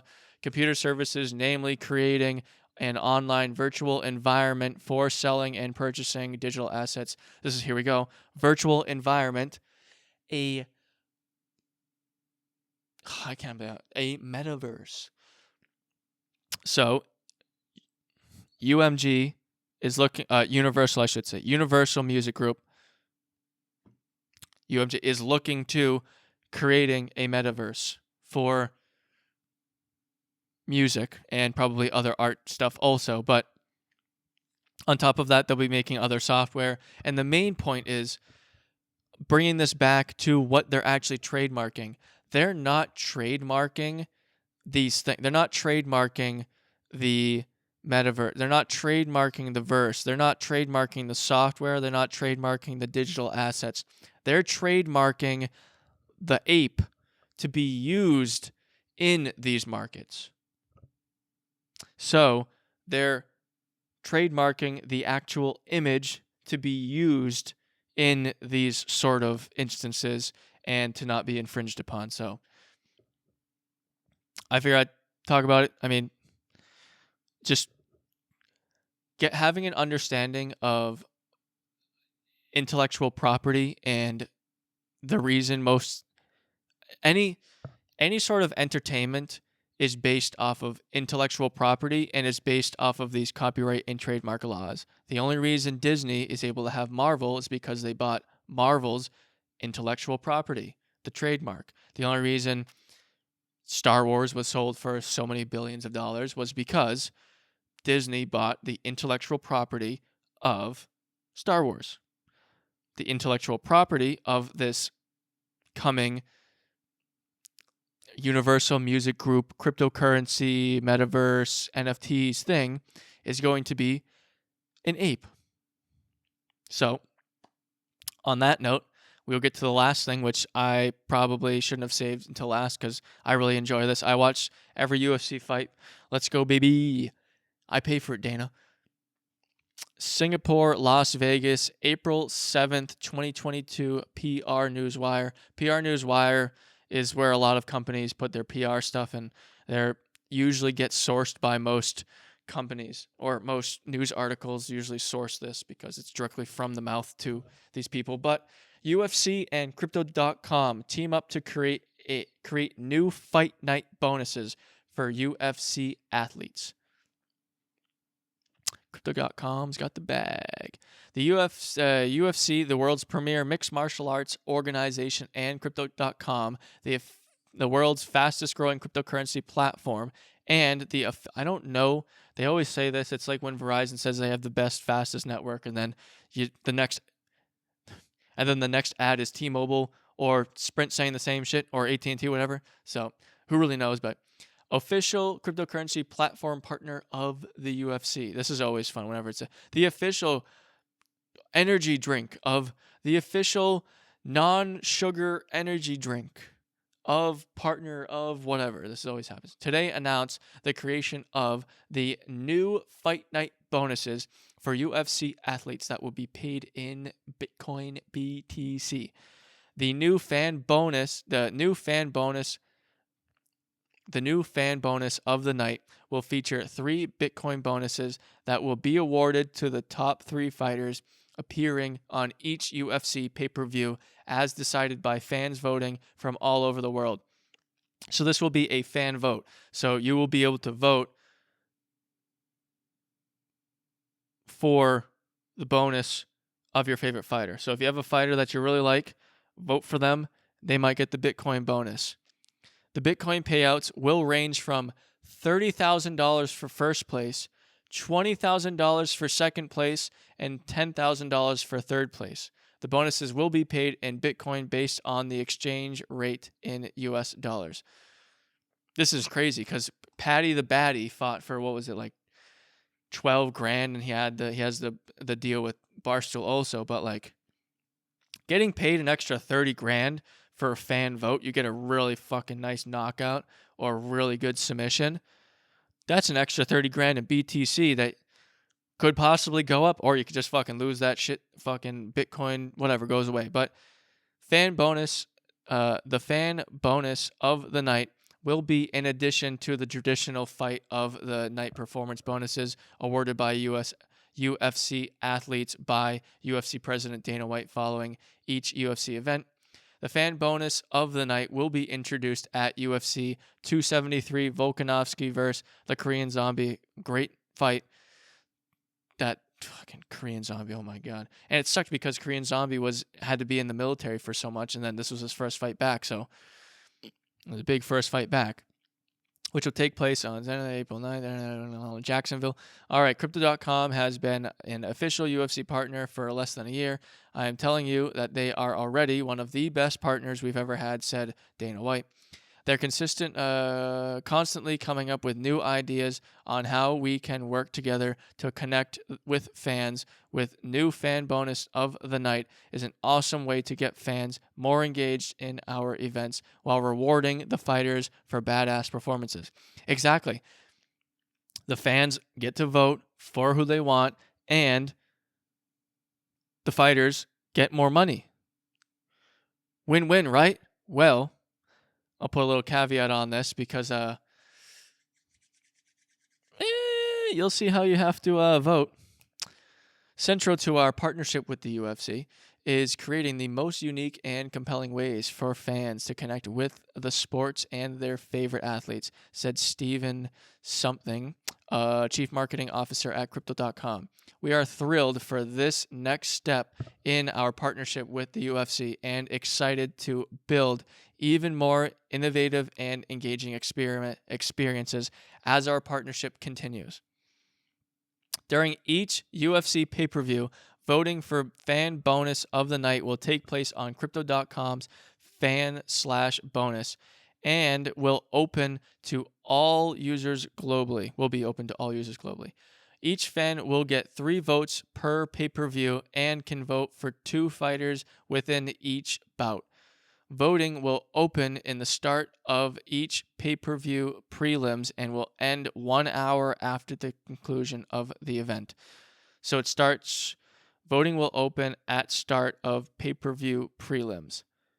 So usually there is prelims before you have to pay to watch them, which are usually I think it goes maybe until 10 p.m. and then 10 p.m. to 12 usually ends up being the full pay-per-view. So you can vote from then until an hour after the show. The fan bonus of the night is yet another innovative collaboration in the groundbreaking partnership between UFC and Crypto.com. Last July, Crypto.com was named the first ever global official fight kit partner. November, some NFTs. Yeah, NFTs on whatever also. So I think this is cool. I just went to the link to go to the website, and I'm going to go to the website and see what it takes to actually vote. I am not six. Oh, your vote can help them. Opens in 19 days. Up to 30,000 Bitcoin bonus. Early access to, and you stand a chance to win. No purchase necessary. What's the notice though? No purchase necessary, yet you have to sign up for the account. How to enter. Vote for your favorite athlete. Enter your email address at which we can contact you. Entry submission begins upon voting form first being available through the crypto and ends 60 minutes after the final fight. Notes: giveaway items are limited. Participation in the giveaway is strictly optional. Crypto.com will randomly select amongst eligible entrants. And all right, so you just have to give them your email. Oh God, I can see how that could be fucked. Dana, if you're listening to this, I can make a bunch of spoof emails and make my guy win $30,000. But whatever, we'll see how it goes. I'll try it out. We got, what is it? I think it's 19 days. So we'll see how it goes. Wouldn't that be funny if it was actually tonight? So whatever, we'll see. End of the episode. Celtics start soon. We have the actual beginning of the game soon. So hopefully that will be happening, and we win. Beat Brooklyn. I'm going to PAX this weekend, so I won't be. I'm probably just gonna keep doing the every 2 weeks thing and keep that going for a while. So I'll have footage from PAX.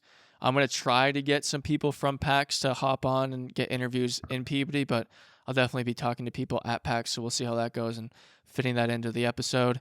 Trying to pull some all gas, no brake stuff, see how that goes. Streams constantly, wickedgood.xyz, everything. If you're watching, videos on top of me. If you're listening, there's video. If you're watching, there's audio on Spotify, Apple Podcast, listening, YouTube, Twitch, Twitter now. Clips every single day. There's literally a new clip every single day. If you want to get spammed in your inbox, go ahead and subscribe. If not, just go back there every once in a while. I think you can actually subscribe to playlists now, and I have playlists for most topics. So go over there, check it out. Wickedgood.xyz, wickedgood.xyz, wickedgood. I think you know XYZ. That's it. I'm out. Have a great rest of your week.